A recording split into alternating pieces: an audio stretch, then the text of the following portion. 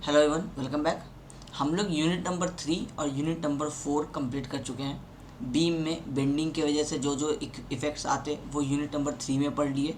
उसी तरह से बीम में शेयर की वजह से जो इफ़ेक्ट आता वो हम लोग यूनिट नंबर 4 में पढ़े। साथ में बॉन्ड एंड डेवलपमेंट लेंथ के बारे में पढ़े कि सपोर्ट्स के अंदर हम लोगों को रेनफोर्समेंट को कितना अंदर डालना है, वो होता है डेवलपमेंट लेंथ, वो भी हम लोग पढ़ लिए। बीम का हम लोग सारा स्टोरी जो है वो हम लोगों का एसबीटी के अकॉर्डिंग अब आपका डिस्कशन हो गया आरसीसी का। अब हम लोग आएंगे नेक्स्ट कंपोनेंट पे बिल्डिंग में, जो होता है कॉलम्स, जिसको हम लोग जनरल टर्म में पिलर कहते हैं। तो एसबीटी के हिसाब से आपको इस सेमेस्टर में सिर्फ बीम एंड कॉलम के बारे में पढ़ना है। अब बिल्डिंग में आपका स्लैब भी होता है, फाउंडेशन भी होता है, ये सारी चीज़ें आपको 6 सेमेस्टर में पढ़नी है, ठीक है। अब कॉलम में भी आपका अलग अलग टाइप्स होता है। आगे जब हम आपको डिस्कस करेंगे तो आपको क्लियर होता चला जाएगा कि कितने टाइप का कॉलम होता है और कितने तरह के लोड्स आते हैं कॉलम पे। उसमें से आपको सिर्फ एक पार्टिकुलर टाइप के बारे में पढ़ना है, जो है आपका एक्सियली लोडेड आरसीसी कॉलम्स। मतलब है कि कॉलम्स के ऊपर जब सिर्फ एक्सियल लोड आएगा, जो आप अपने सेकेंड ईयर में जब आप सोम के बारे में पढ़ते हैं, सोम पढ़ते हैं, तो सोम में आप पढ़ते हैं कि एक आपका कोई एक मेंबर है, इसके ऊपर टेंसाइल फोर्स आ रहा है या फिर कंप्रेसिव फोर्स आ रहा है। तो आपको पता है कि ये फोर्सेस क्या होते हैं, जो आपके एक्सिस पे लगते हैं। तो हम लोग जनरली पढ़ते हैं टेंसाइल के बारे में सोम में। अब यही फोर्स जो है वो इनवर्ट्स लग रहा है, मतलब इसमें क्या करेगा, कंप्रेशन करेगा। तो इसी को अगर हम लोग वर्टिकल बनाएं तो ये हम लोगों का कुछ इस तरह से कॉलम होता है। इस कॉलम का ये सेंटर से यहाँ एक्सिस पास कर रहा होगा। इसका अगर हम लोग प्लान देखें ऊपर से, तो अगर हम लोगों का कुछ इस तरह से स्क्वायर कॉलम या रेक्टेंगुलर कॉलम हो, तो एक एक्सिस इस तरफ से और एक इस तरफ से पास करेगा। तो इस वाले सेंटर पे जो लोड पड़ेगा वो होगा एक्सियल लोड। और जब वो उसमें अपवर्ड्स इस तरह से लोड पड़ेगा, बिल्डिंग में ऊपर से ही तो लोड आता है ना, यहाँ पे छत होता है, छत के लोड बीम पे जाता है, बीम का लोड कॉलम पे जाता है, स्टार्टिंग में ही समझाए थे। तो कॉलम पे जब ये लोड आएगा तो ये इसके लेंथ को क्या करेगा, शॉर्ट करने की कोशिश करेगा। ये कॉलम जो है वो कुछ इस लेंथ का रिमेनिंग रह जाएगा, बहुत ज़्यादा नहीं होगा, मतलब विजिबल नहीं होगा, लेकिन समझाने के लिए समझा रहे हैं कि अगर ये टोटल लेंथ आपका एल है, तो ये वाला जो लेंथ और ये वाला जो डिफ्लेक्शन हुआ, ये जो कंप्रेस हुआ, ये अगर डेल्टा एल हुआ, तो ये वाला लेंथ कितना बचा, एल माइनस डेल्टा एल। मतलब है कि लोड पड़ने के पहले जो लोड था वो एल था, लोड पड़ने के बाद जो लेंथ रहेगा वो एल माइनस डेल्टा एल रहेगा, मतलब उससे छोटा हो जाएगा। तो ये सारी चीज़ें हम लोग स्ट्रेन जब पढ़ते हैं तो पता है कि अभी हम इसमें अगर स्ट्रेन पूछेंगे, एक्सियल स्ट्रेन, तो आप बोलेंगे delta L by original length क्या था, एल था। यही हम लोगों का स्ट्रेन होता है। टेंसाइल में जो होता है वही चीज़ कंप्रेसिव में भी होता है। अब यहाँ तक आप सोम में पढ़े थे।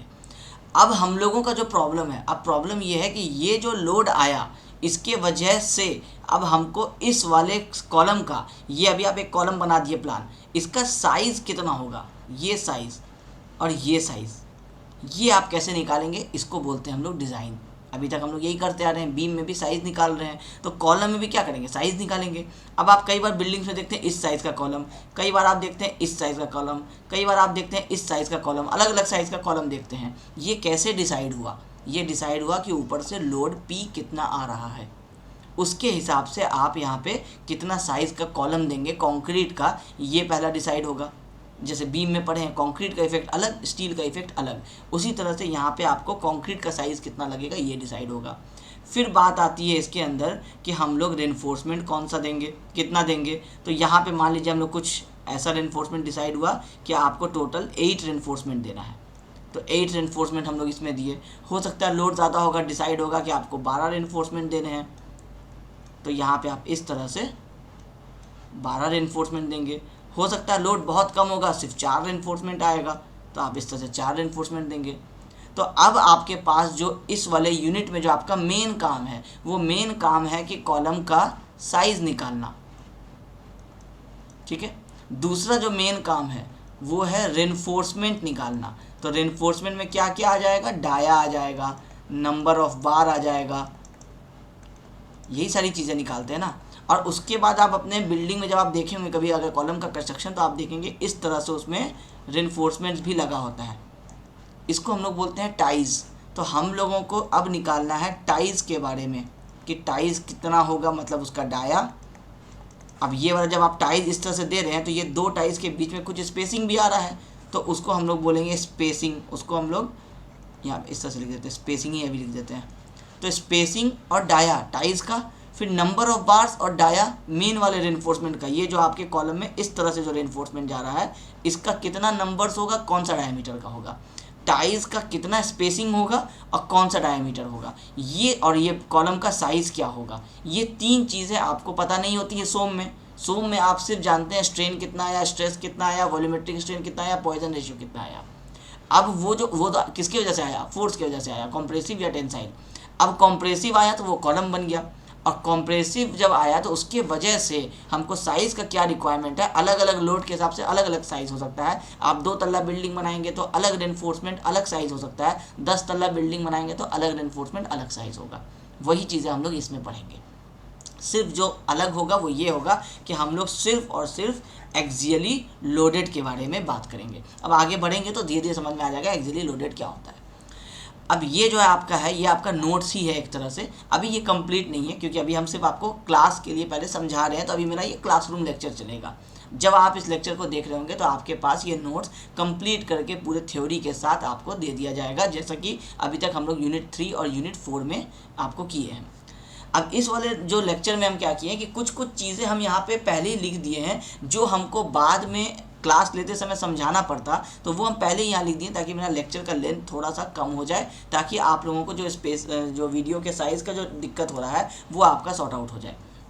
ठीक है। अब कॉलम क्या होता है, हम लोग ये जनरल टर्म में तो हम लोग समझ गए कि एक बिल्डिंग में जो आपका बीम है, बीम का लोड जो है वो कॉलम के ऊपर जाता है। मतलब एक बिल्डिंग में जो वर्टिकल वाला मेंबर होता है वो आपका कॉलम होता है। उसको बाय डेफिनेशन आपको, क्योंकि अब आप सेमेस्टर के स्टूडेंट हैं तो आपको एक एग्ज़ाम में पूछ सकता है कि कॉलम्स क्या होता है और कॉलम्स का क्लासिफिकेशन कैसे होता है।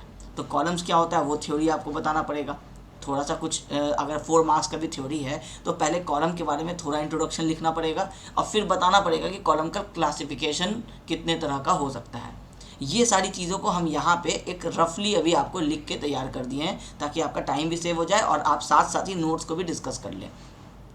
कॉलम आपका बेसिकली वही एक मेंबर होता है जो कंप्रेसिव फोर्स को बियर करता है, लेकिन ये कंप्लीट डेफिनेशन नहीं होगा कॉलम का, क्योंकि अभी आपके सिलेबस में आप पढ़ रहे हैं कि ये आपका कॉलम है और आप इस कॉलम के सेंटर पे, जो यहाँ पे ये इस तरफ का एक्सिस और इस तरफ का एक्सिस जाता है, इसके सेंटर पे जो लोड आता है, ये लोड क्या करता है, एक कॉम्प्रेसिव इसमें बिहेवियर लाता है। लेकिन हर बार सिर्फ कॉम्प्रेसिव ही रहेगा ये कंपलसरी नहीं है, डिपेंड करता है कि लोड कहाँ पड़ रहा है। हो सकता है लोड ऐसे भी पड़ सकता है, हो सकता है लोड आपका किसी एक एक्सिस पे यहाँ पे इस तरह से आ रहा हो, तो यहाँ जब लोड पड़ेगा इस कॉर्नर पे तो आप इमेजिन कर सकते हैं कि दोनों डायरेक्शन में कुछ बेंडिंग होगा। यहाँ जब एक एक्सिस पे पड़ेगा, थोड़ा सा सेंटर से हट के पड़ेगा, तो आप इमेजिन कर सकते हैं कि एक तरफ का आपको बेंडिंग होगा। आगे हम लोग एक्सप्लेन करेंगे कि कैसे कैसे होता है। तो आप फील कर सकते हैं कि लोड सेंटर पे है तो सिर्फ कॉम्प्रेसिव है, सेंटर से जैसे ही आप हटाएंगे तो सिर्फ कॉम्प्रेसिव नहीं रह जाएगा। अब जब सिर्फ कॉम्प्रेसिव नहीं रहेगा तो क्या क्या आ सकता है, तो इसमें आ सकता है आपको टेंशन और इसमें आ सकता है आपको बेंडिंग भी। आपका एक ये कॉलम है वर्टिकल, इसमें आपका लोड कुछ मान लीजिए यहाँ पड़ा। अब आप ये देख के समझ सकते हैं कि ये सेंटर पे नहीं है, थोड़ा इधर पड़ रहा है, तो आप फील कर सकते हैं कि ये जो कॉलम है ये कुछ ऐसे बेंड हो सकता है, क्योंकि लोड इधर से पड़ रहा है तो ये वाला पोर्शन में कंप्रेशन आ जाएगा, ज़्यादा लोड पड़ रहा है इधर, और ये वाला साइड में टेंशन आ जाएगा। तो ये वाला हो गया टेंशन, ये वाला हो गया कंप्रेशन। और ये कुछ सिमिलर आप बीम में पढ़े हैं, ऐसा आपको पता है कि जब आप ऊपर से यहाँ से लोड लगाते हैं तो ये कंप्रेशन, ये टेंशन हो जाता है। अब ये वाला लोड सेंटर पे नहीं लग के, यहाँ से तो नहीं लग रहा है, लेकिन ये सेंटर पे नहीं लग करके थोड़ा एज पे लग रहा है, और एज पे लग रहा है तो कुछ इसी तरह से बेंडिंग आएगा। आप प्रैक्टिकल भी अपने घरों में, कि जैसे आपका मान लीजिए झाड़ू का तिनका है, आप झाड़ू के तिनका, चलो वो तो बहुत पतला हो गया, लेकिन कोई भी आप एक नॉर्मल सा जिसका आपको थोड़ा सा साइज़ झाड़ू के तिनका से ज़्यादा बड़ा हो और वो लंबा हो, या पाइप्स वगैरह जो आपके हो जाते हैं जो ईजिली जिसको बेंड कर सकते हैं, आप उसके एज पे लोड लगा करके उस पर देखिएगा, हैवी लोड लगाइएगा तो वो क्या होगा कि वो बेंड करेगा यू शेप में। तो जिस साइड आप लोड लगाइएगा उस साइड वो कॉम्प्रेसिव, मतलब उसका जो लेंथ होगा वो शॉर्ट होगा, और जिस साइड में लोड नहीं लगा रहता है वो उसका लेंथ जो होता है वो लार्ज हो जाता है। तो ये क्या किया, ये आपको लाया बेंडिंग, और बेंडिंग भी आया और साथ साथ क्या आया, टेंशन भी आया। तो इसका मतलब है कि कॉम्प्रेसिव ये आपको 80% ऑफ टाइम आप कह सकते हैं कि कॉलम में कॉम्प्रेसिव लोड ही ज़्यादा इंपॉर्टेंट होता है, लेकिन आप टेंशन को और बेंडिंग को भी इग्नोर नहीं कर सकते हैं, ये भी रहता है।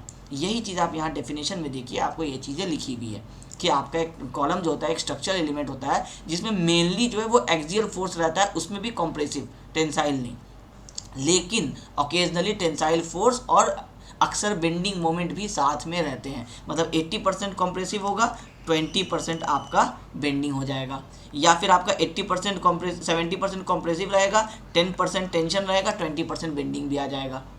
तो अलग अलग तरीके से एक कॉलम पे लोड पड़ सकते हैं। हम लोगों को अभी फ़िलहाल सिर्फ इतना ही जानना ज़रूरी था अलग अलग तरह के लोड्स के बारे में। हम लोगों का जो मेन काम होगा वो सिर्फ और सिर्फ होगा सिंपल वाला कैलकुलेशन करना। मतलब एक कॉलम है, उसके ऊपर एक्सियल लोड पड़ रहा है, एक्सियल लोड पड़ने से कैलकुलेशन बहुत सिंपल हो जाता है, क्योंकि जैसे ही आप इस कॉलम को सिर्फ और सिर्फ ये इसका कॉलम का लेंथ है, इसके ऊपर आप लोड लगाए और इसका लेंथ कुछ छोटा होकर के इतना हो गया, और ये लोड अगर आपका एक्सियल है तो इसका कैलकुलेशन बहुत आसान हो जाता है, क्योंकि आप 100 में सारी चीज़ें पढ़े हैं। Sigma equal to p by a भी इस पर लागू हो जाएगा, स्ट्रेन निकालेंगे तो डेल्टा एल बाई एल भी इस पर लागू हो जाएगा। तो यही चीज़ें हम लोग कॉलम में करेंगे, और बीम वाले कॉन्सेप्ट को भी यूज़ करते हुए इसमें आपको दिखाएंगे कि किस तरह से फॉर्मूला बनता है। फॉर्मूला बनना आरसीसी में अगर समझ में आ जाए तो सबसे ज़्यादा प्रॉब्लम वहीं पे सॉल्व हो जाता है, क्योंकि आप फॉर्मूला बनने का कॉन्सेप्ट समझ गए, बाकी सारी चीज़ें आप साथ साथ ही याद कर सकते हैं। ठीक है, अब लास्ट ईयर एसबीटी में क्या हुआ था कि, या फिर आप कह सकते हैं कि जब डिप्लोमा लेवल पे जब भी आप आरसीसी का पेपर देते हैं तो वो कम्प्लीटली न्यूमेरिकल नहीं रहता है। आप कह सकते हैं कि 50% आप न्यूमेरिकल के लिए प्रिपेयर करके जाइए, लेकिन 50% जो है वो आपका थ्योरेटिकल भी आता है। बीटेक लेवल पे फिर ऐसा नहीं होता है। बीटेक लेवल पे 50% थ्योरेटिकल नहीं आता है, 80% आपका न्यूमेरिकल रहता है, 20% थ्योरेटिकल आता है। लेकिन डिप्लोमा लेवल पे क्योंकि बहुत सारी चीज़ों का डेफिनेशन, बहुत सारी जो पॉइंट्स होते हैं वो भी आपको पता होना चाहिए, तो एग्जामिनर 50% थ्योरेटिकल भी पूछता है। तो ये यूनिट नंबर 3 पे भी लागू होता है, 4 पे भी लागू होता है, और 5 पे भी लागू होता है। ये यूनिट छोटा है, यूनिट नंबर 5, इसमें से या तो सिर्फ एक न्यूमेरिकल आपको आएगा, या नहीं तो आपको थ्योरी पूछेगा। और ये थ्योरी पूछेगा इसलिए ही हम आपको ये इतनी सारी चीज़ें एक्सप्लेन कर रहे हैं, क्योंकि थ्योरी लिखने में क्या क्या लिखना है वो इंपॉर्टेंट है। तो कॉलम अगर पूछता है तो आप यहाँ से लेकर के यहाँ तक कॉलम के बारे में इंट्रोडक्शन लिख देंगे, और उसके साथ में जो भी चीज़ें पूछे, अगर बोलता है कि क्लासिफिकेशन बताइए तो नेक्स्ट में क्लासिफिकेशन आएगा। अगर बोलता है कि कॉलम क्या है डिफाइन कीजिए तो आप ये डेफिनेशन लिख देंगे, और साथ में अगर कहता है कि उसका फॉर्मूला वगैरह जो एक्सियल लोडेड के लिए फॉर्मूला होता है वो साथ में डिराइव कीजिए, तो वो बहुत सिंपल सा फॉर्मूला है, वो बस आपको 1 लाइन 2 लाइन और लिख देना है, वो आपका 4 मार्क्स का काम हो जाएगा।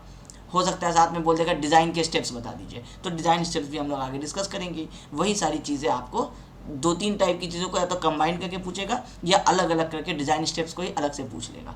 3-4 टाइप्स के थ्योरी बनेंगे। हम आपको अभी सिर्फ लेक्चर्स ले रहे हैं। जब सारे लेक्चर्स आपके आरसीसी के कंप्लीट हो जाएंगे तो हम आपको फिर सब्जेक्टिव क्वेश्चंस का एक पीडीएफ प्रोवाइड करेंगे, जिसमें यूनिट नंबर 3 से कितने सब्जेक्टिव क्वेश्चंस आ सकते हैं, सारे के आंसर्स आपको नोट्स में होंगे ही, कहीं ना कहीं आपको होगा। अगर इनकेस आपको ढूंढने में प्रॉब्लम होगा कि इसका आंसर नहीं मिल पा रहा है, तो हम क्वेश्चन के साथ साथ उसका आंसर भी प्रोवाइड कर देंगे कि पीडीएफ में कहाँ कहाँ पे, पेज नंबर कितना से कितना में आपको नोट्स मिल जाएगा, ये भी हम आपको साथ में बता देंगे। ठीक है, उसके बाद अभी तक हम लोग ऑब्जेक्टिव डिस्कस नहीं किए हैं, तो यूनिट नंबर 3, 4 और 5 तीनों आरसीसी है, 1, 2 आपका स्टील आ जाएगा। तो 3, 4 और ये 5 कंप्लीट जब कर लेंगे फिर हम लोग ऑब्जेक्टिव का सेशन ले आएंगे।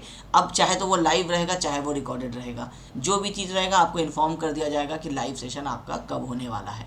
अब अगर आप उस लाइव सेशन को नहीं अटेंड करेंगे तो फिर आप बाद में उसको वैसे भी रिकॉर्डेड देख सकते हैं, क्योंकि जो सेशन लाइव रहेगा बाद में वही रिकॉर्डेड में कन्वर्ट करके इससे यहाँ आपके कोर्स में डाल दिया जाएगा। तो अगर आपके पास टाइम नहीं है इनकेस लाइव आने का, तो आप बाद में रिकॉर्डेड देख सकते हैं। लाइव में आने से एक फ़ायदा होगा कि अगर आपको क्वेश्चन का आंसर हम कुछ बताए, आपको अगर डाउट आ रहा है कि आंसर ऐसा नहीं होगा या क्या डाउट है, आप वहीं पे डिस्कस कर सकते हैं, तो हम आपको उसको एक्सप्लेन कर देंगे। ठीक है, तो अब वापस आ जाते हैं हम लोग। अब कॉलम क्या है, ये तो आइए हम लोग एक नॉर्मल एक डेफिनेशन यहाँ से यहाँ तक जो है ये हम आपको इतनी दूर तक समझा दिए। अब आईएएस कोड क्या कहता है, ये तो हो गया आपका एक जनरल कॉलम के बारे में डिस्कशन, कि हम लोग कॉलम का अगर डिफाइन करने कहा गया तो इंग्लिश में हम लोग इस तरह से डिफाइन कर दिए। अब आईएएस कोड भी कुछ क्राइटेरिया बताता है। एक तो ये आईएएस कोड कहता ही है कि ये एक मेनली कॉम्प्रेसिव और बाकी उसमें टेंसाइल और बेंडिंग भी आ सकता है, ये तो है ही कॉलम का प्रॉपर्टी। अब आईएएस कोड टेक्निकली इसको कुछ समझाता है। क्या समझाता है टेक्निकली? मान लीजिए ये आपका एक फ्लोर है, यहाँ पे आप इस तरह से आप अपना कॉलम देते हैं। ठीक है, जब इस कॉलम पे लोड पड़ता है तो अब ये डिपेंड करता है कि यहाँ पे ये फिक्स्ड है या फिर सिंपली सपोर्टेड है। अब आप पढ़े हैं आपने मैकेनिक्स में कि सिंपली सपोर्टेड मतलब क्या होता है कि सिर्फ आपको सपोर्ट पे वो सपोर्टेड है, सपोर्ट से फिक्स्ड नहीं है। मतलब है कि क्या कि सपोर्ट जो है वो उसको कन्फाइन करके बहुत अच्छे से मजबूती से, जैसे ये पेन है, इस पेन को अगर हम इस तरह से पकड़ लेते हैं तो आप फील कर सकते हैं कि यहाँ ये वाला फिक्स सपोर्ट कहलाएगा। लेकिन अगर हम इस पेन को सिर्फ यहाँ पे इस तरह से रख देते हैं तो भी आप कह सकते हैं कि ये सपोर्टेड है, लेकिन ये सिंपली सपोर्टेड है। अगर आप इसको उठाना चाहिएगा ये उठ जाएगा। तो फिक्स्ड और सिंपली सपोर्टेड में यही डिफरेंस होता है। तो ये वाला पोर्शन जो है ये फिक्स्ड है या सिंपली सपोर्टेड है, इस कंडीशन के हिसाब से आपका कॉलम जो होता है वो इफेक्टिवली कितना लेंथ जो होता है वो आपके लोड में काम आएगा। जैसे आपका बीम आप पढ़े थे, बीम में आप टोटल डेप्थ लेते हैं, ठीक है, लेकिन जब आप कैलकुलेशन करते हैं तो आप देखेंगे कहीं पे भी आप टोटल डेप्थ को कैलकुलेशन में नहीं लाते हैं, क्योंकि आपको पता है कि ये बीम में जो ये बॉटम में यहाँ पे रेनफोर्समेंट दिए हैं, इस रेनफोर्समेंट के नीचे का ये जितना भी ये कंक्रीट है ये वेस्टेज है। ये सिर्फ क्या कर रहा है, हवा पानी से जो एनवायरनमेंट का इफेक्ट है उससे आपके छड़ को बचा रहा है।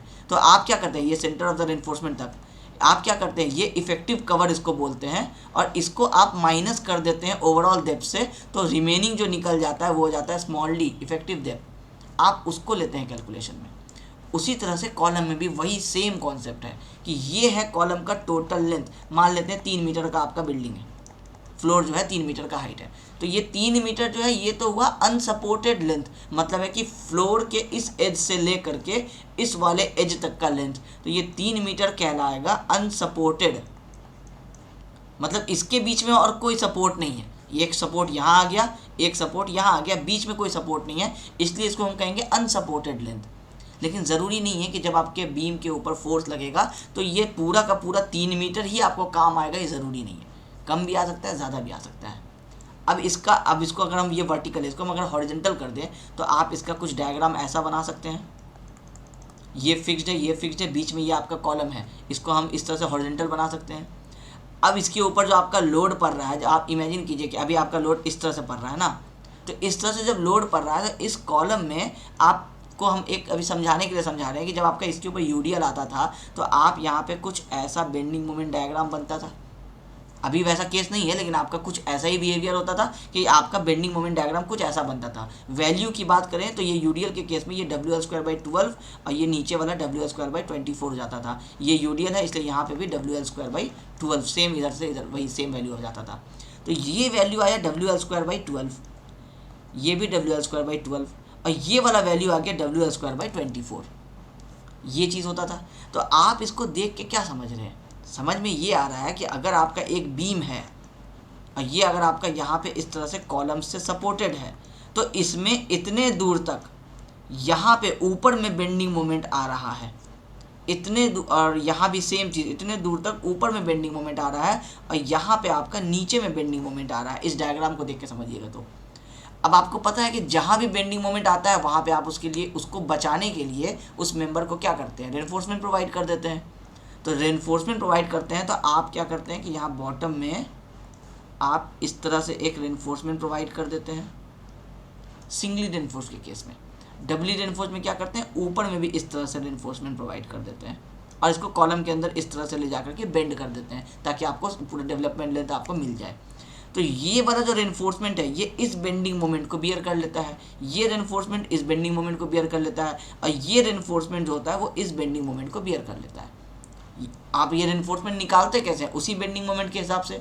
जो भी आपका MU आता है उसी के हिसाब से आपका PT निकलता है। PT का फॉर्मूला क्या है, 50 × 1 माइनस ये जो हम लोग बीम में फॉर्मूला पढ़े थे, इसमें क्या होता है, ये यहाँ पे 4.6/FCK × MU/BD²। मतलब जो इसमें मेन जो फैक्टर है जिस पे ये PT डिपेंड करता है वो होता है MU, और ये MU यहाँ पे है WL²/12 की वजह से, यहाँ WL²/12 की वजह से, यहाँ WL²/24 की वजह से। आप पढ़ते हैं सिंपली सपोर्टेड, इसलिए सिंपली सपोर्टेड में आपका काम आसान रहता है कि आप सिर्फ इसको पढ़ते हैं WL²/8। इसके हिसाब से आप क्या करते हैं, यहाँ पर रेनफोर्समेंट प्रोवाइड कर देते हैं। अब क्योंकि आपको साइज़ घटाना था इसलिए आप इसमें ऊपर में भी रेनफोर्समेंट दे दिए, नहीं तो डबली रेनफोर्स में जो है ये हम लोग, जब हम लोगों का फिक्स्ड रहता है तो हम लोगों का एनी हाउ डबली रेनफोर्स ही देना पड़ जाता है, क्योंकि फिक्स्ड है इसका मतलब है ऊपर भी बेंडिंग आएगा। जब ऊपर बेंडिंग आएगा तो हमको ऊपर भी रेनफोर्समेंट देना पड़ेगा, और ऊपर में रेनफोर्समेंट देने को हम लोग डबली रेनफोर्स बोलते हैं। बीम में यही चीज़ पढ़े थे। तो ये चीज़ मेरा आपको बताने का पर्पस क्या था कि हम आपको ये चीज़ अभी बीम का एग्जांपल क्यों समझाए जब हम कॉलम पढ़ा रहे थे, इसलिए समझाए कि जब भी यहाँ पे सपोर्ट फिक्स्ड रहता है, यहाँ पे सपोर्ट फिक्स्ड रहता है, तो इसको अब वापस से वर्टिकल आ जाइए, ये सपोर्ट फिक्स्ड है, ये सपोर्ट फिक्स्ड है, ये आपका बीम की तरह से आप देख लीजिए, भले ही इसमें लोड ऐसा पड़ रहा है लेकिन इसमें आपका ये वाला जो फेस है और ये वाला जो फेस है ये सेंटर पे है और ये दोनों आपका एज पे है, तो ये दोनों ही एज पे आपका क्या होगा, बेंडिंग मोमेंट आएगा। और जब दोनों एज पे बेंडिंग मोमेंट आएगा तो कुछ सिमिलर डायग्राम ऐसा ही बनेगा, एग्जैक्टली नहीं बनेगा लेकिन कुछ सिमिलर डायग्राम ऐसा आपका कॉलम्स में भी बन जाता है। ठीक है, जब ऐसा डायग्राम कॉलम में बना तो आप कह सकते हैं कि ये वाला पोर्शन, यहाँ तक का पोर्शन और यहाँ तक का जो पोर्शन है, ये वाले पोर्शन में ऊपर की तरफ आपको बेंडिंग मोमेंट आ रहा है। तो ये जो इतना दूर, ये हम स्लैब बना देते हैं दूसरे कलर से,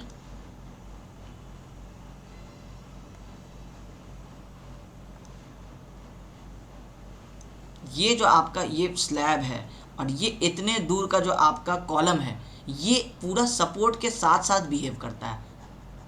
और यहाँ से भी आपका ये वाला पोर्शन, इतने दूर का पोर्शन, ये पूरा सपोर्ट के साथ साथ बिहेव करता है। तो रिमेनिंग कितना रह गया, ये वाला पोर्शन, और ये जो पोर्शन रिमेनिंग रह गया ये किसके बीच में रह गया, एक यहाँ पे आप देखिए पॉइंट ऑफ कॉन्ट्राफ्लेक्सर है, PC लिख देते हैं इसको, और एक यहाँ भी आपका पॉइंट ऑफ कॉन्ट्राफ्लेक्सर है जहाँ पे बेंडिंग मोमेंट अपना साइन चेंज करता है। ये दो पॉइंट ऑफ कॉन्ट्राफ्लेक्सर के बीच का जो ये पोर्शन है, असली प्रॉब्लम सिर्फ इसमें होता है। ये वाला तो सपोर्ट के साथ ही चला जाता है, मतलब इसमें बहुत ज़्यादा इम्पैक्ट नहीं होता है, इसमें बहुत ज़्यादा इम्पैक्ट नहीं होता है, सिर्फ इस बीच के पोर्शन में इम्पैक्ट होता है। अब ये पॉइंट ऑफ कॉन्ट्राफ्लेक्सर के बीच का ये डिस्टेंस कितना है, ये एग्जैक्टली आपको पता नहीं चलेगा, ये डिपेंड करेगा कि सपोर्ट कैसा है। बार बार सिंपली सपोर्टेड करेंगे तो हो सकता है आपको पॉइंट ऑफ कॉन्ट्राफ्लेक्सर उसमें होता ही नहीं है, ये बेंडिंग मोमेंट यहाँ से स्टार्ट होता है, यहाँ एंड हो जाता है, तो इसमें पॉइंट ऑफ कॉन्ट्राफ्लेक्सर कहीं नहीं है। तो आप कह सकते हैं कि सर ये टोटल लेंथ ही हम लोगों का इफेक्टिव लेंथ है जिसमें प्रॉब्लम होने वाला है। उसी तरह से अगर हम इसको यहाँ पे फिक्स्ड कर देते हैं, यहाँ पे फिक्स्ड कर देते हैं, तो मेरा बेंडिंग मोमेंट डायग्राम कुछ ऐसा बनता है। तो ये पॉइंट ऑफ कॉन्ट्राफ्लेक्सर है, ये पॉइंट ऑफ कॉन्ट्राफ्लेक्सर है, तो आप कहेंगे कि सर एक्चुअल लेंथ से थोड़ा कम है। तो इस तरह से आपका ये जो लेंथ है जिसमें आपका ये इतना सारा प्रॉब्लम हो रहा है, कॉम्प्रेसिव लोड की वजह से जो प्रॉब्लम में आएगा पोर्शन, वो ये वाला पोर्शन आएगा। इस पोर्शन को हम लोग कहते हैं इफेक्टिव लेंथ। ये टोटल लेंथ क्या था, अनसपोर्टेड लेंथ।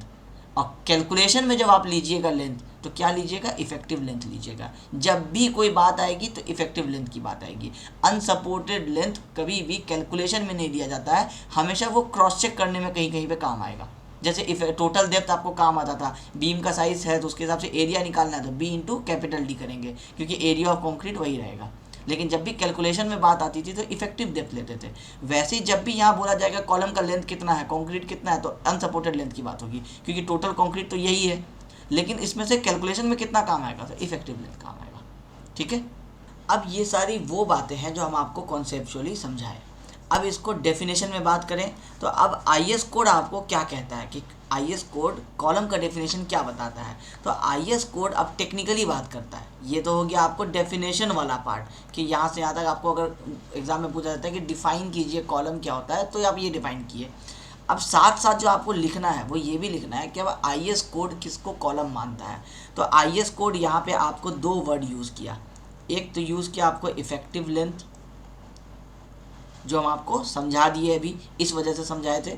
दूसरा वो यूज़ किया आपको लीस्ट लेटरल डायमेंशन, जो यहाँ आप देख रहे हैं कि लीस्ट लेटरल डायमेंशन ये यूज़ किया। लीस्ट लेटरल डायमेंशन क्या होता है, लेटरल डायमेंशन इसको कहते हैं। ये जो कॉलम है, इस कॉलम में आपका ये B और ये D, अगर ये रेक्टेंगुलर है तो दोनों अलग अलग होगा B और D। तो इसमें से जो छोटा है, लीस्ट मतलब क्या हुआ, जो सबसे कम है, वो हो गया आपका लीस्ट लेटरल डायमेंशन। अगर हम B का वैल्यू दे दे 300, D का वैल्यू दे दे 600, तो आपका लीस्ट लेटरल डायमेंशन क्या हो गया, 300 mm। कॉलम में सबसे छोटा वाला साइज जो है। अब IS कोड कैसे डिफाइन करता है, IS कोड कहता है कि अगर एक मेंबर को हम लोग कॉलम, जो एक वर्टिकल मेंबर है, इसको हम लोग कॉलम तब बोलेंगे जब इसका इफेक्टिव लेंथ जो होगा, मान लेते हैं फिक्स्ड की बात कर रहे हैं, तो यहाँ से यहाँ तक जो इफेक्टिव लेंथ होगा, तो इसका जो इफेक्टिव लेंथ होगा ये आपके लीस्ट लेटरल डायमेंशन के 3 टाइम्स मल्टीप्लाई करने के बाद जो वैल्यू आएगा उससे अगर ज़्यादा निकलता है तो कॉलम कहलाएगा, अगर उससे कम निकलता है तो पेडेस्टल कहलाएगा। अब पेडेस्टल क्या होता है भी समझा देंगे। तो अब एग्जांपल के लिए हम आपको 300 इससे समझाएं क्योंकि समझ में आसानी से आता है। लीस्ट लेटरल डायमेंशन है आपका 300, इसको 3 टाइम्स मल्टीप्लाई किए 900 हो गया। तो आपका अगर इफेक्टिव लेंथ एक्सीड करता है, मतलब ग्रेटर होता है 900 mm से, तो आपका वो कॉलम कहलाएगा।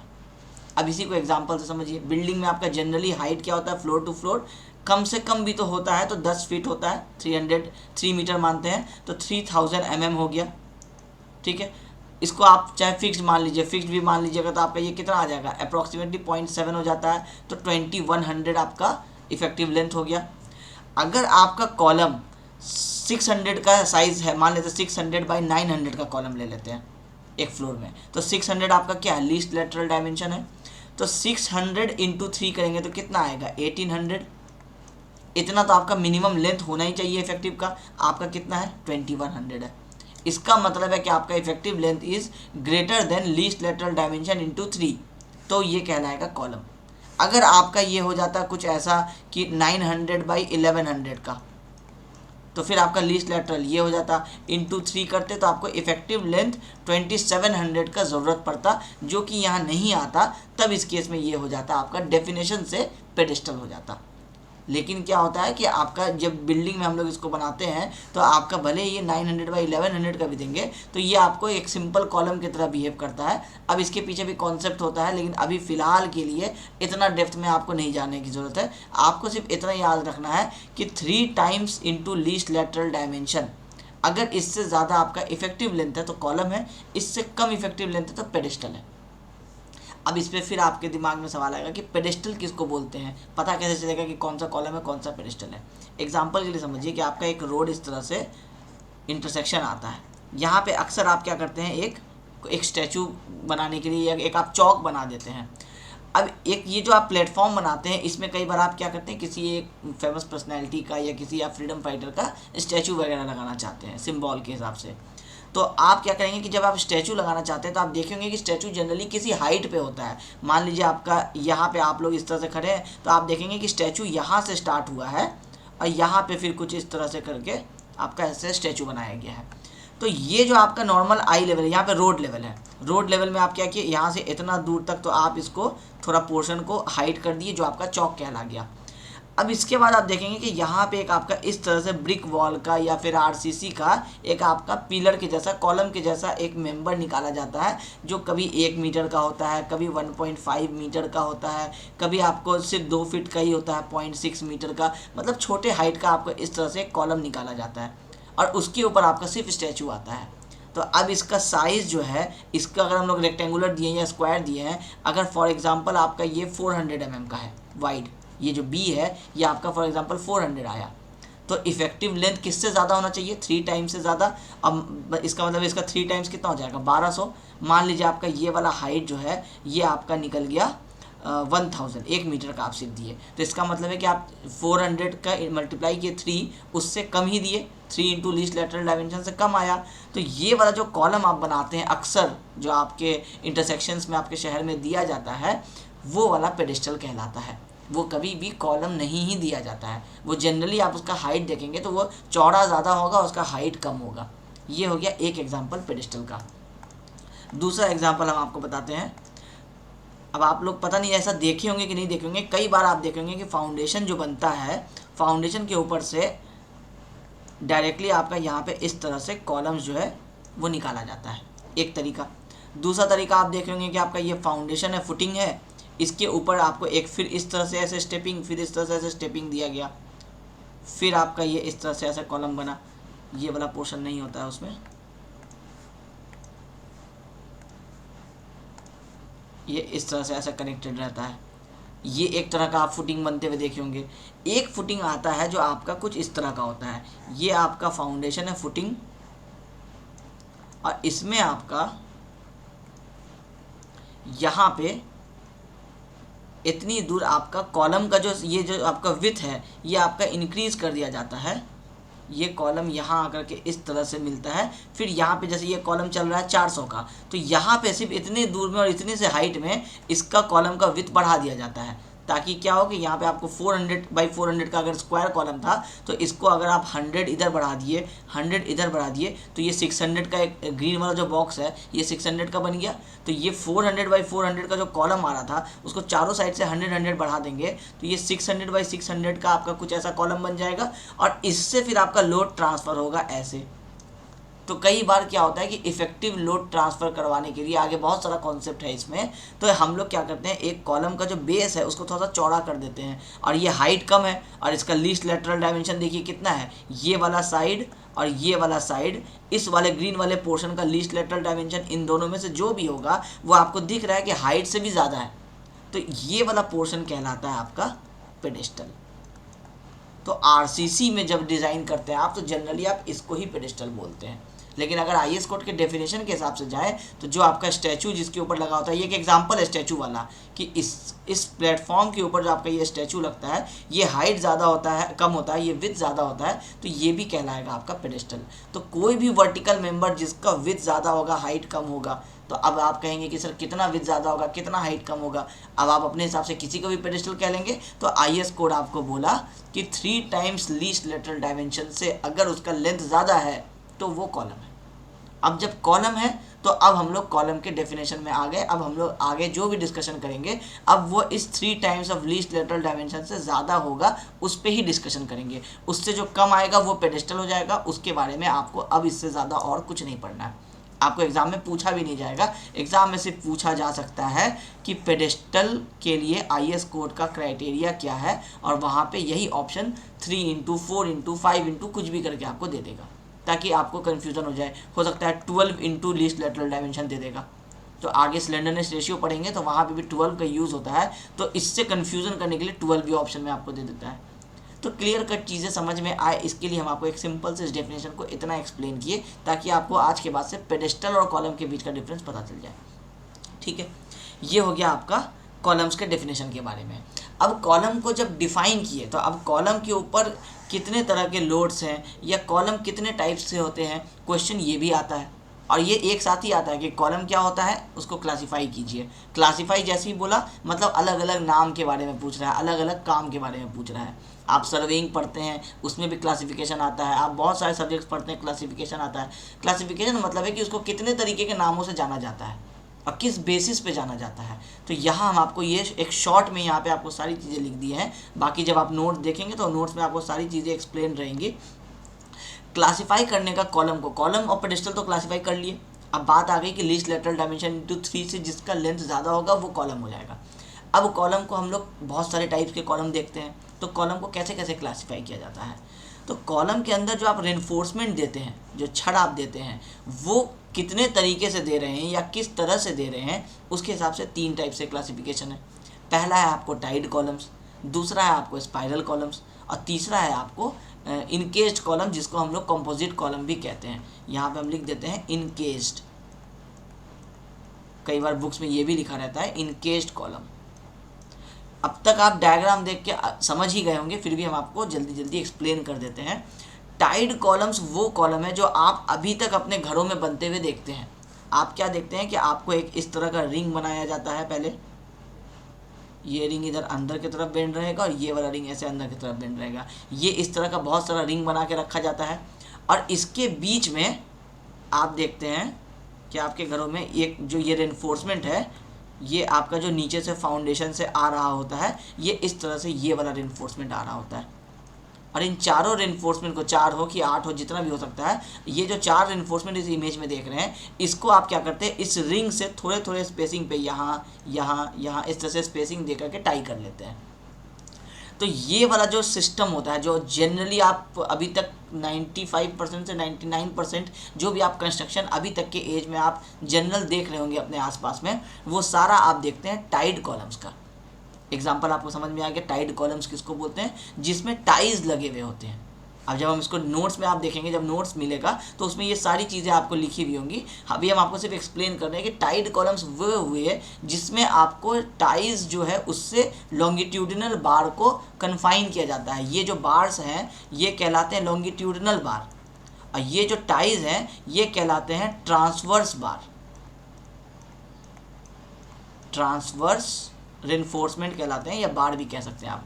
ये ट्रांसवर्स रेनफोर्समेंट है, वो लॉन्गिट्यूडनल रेनफोर्समेंट है। तो टेक्निकली डेफिनेशन बोला जाए तो लॉन्गिट्यूडनल रेनफोर्समेंट को जो टाइज जो है वो आपको जो ट्रांसवर्स रेनफोर्समेंट है वो इन एक तरह से कन्फाइन करके रखते हैं, बंद करके रखते हैं, और वो टाइज जो है वो थोड़े थोड़े स्पेसिंग पे दिए जाते हैं। उस सिस्टम को, उस कॉलम को कहते हैं हम लोग टाइड कॉलम्स।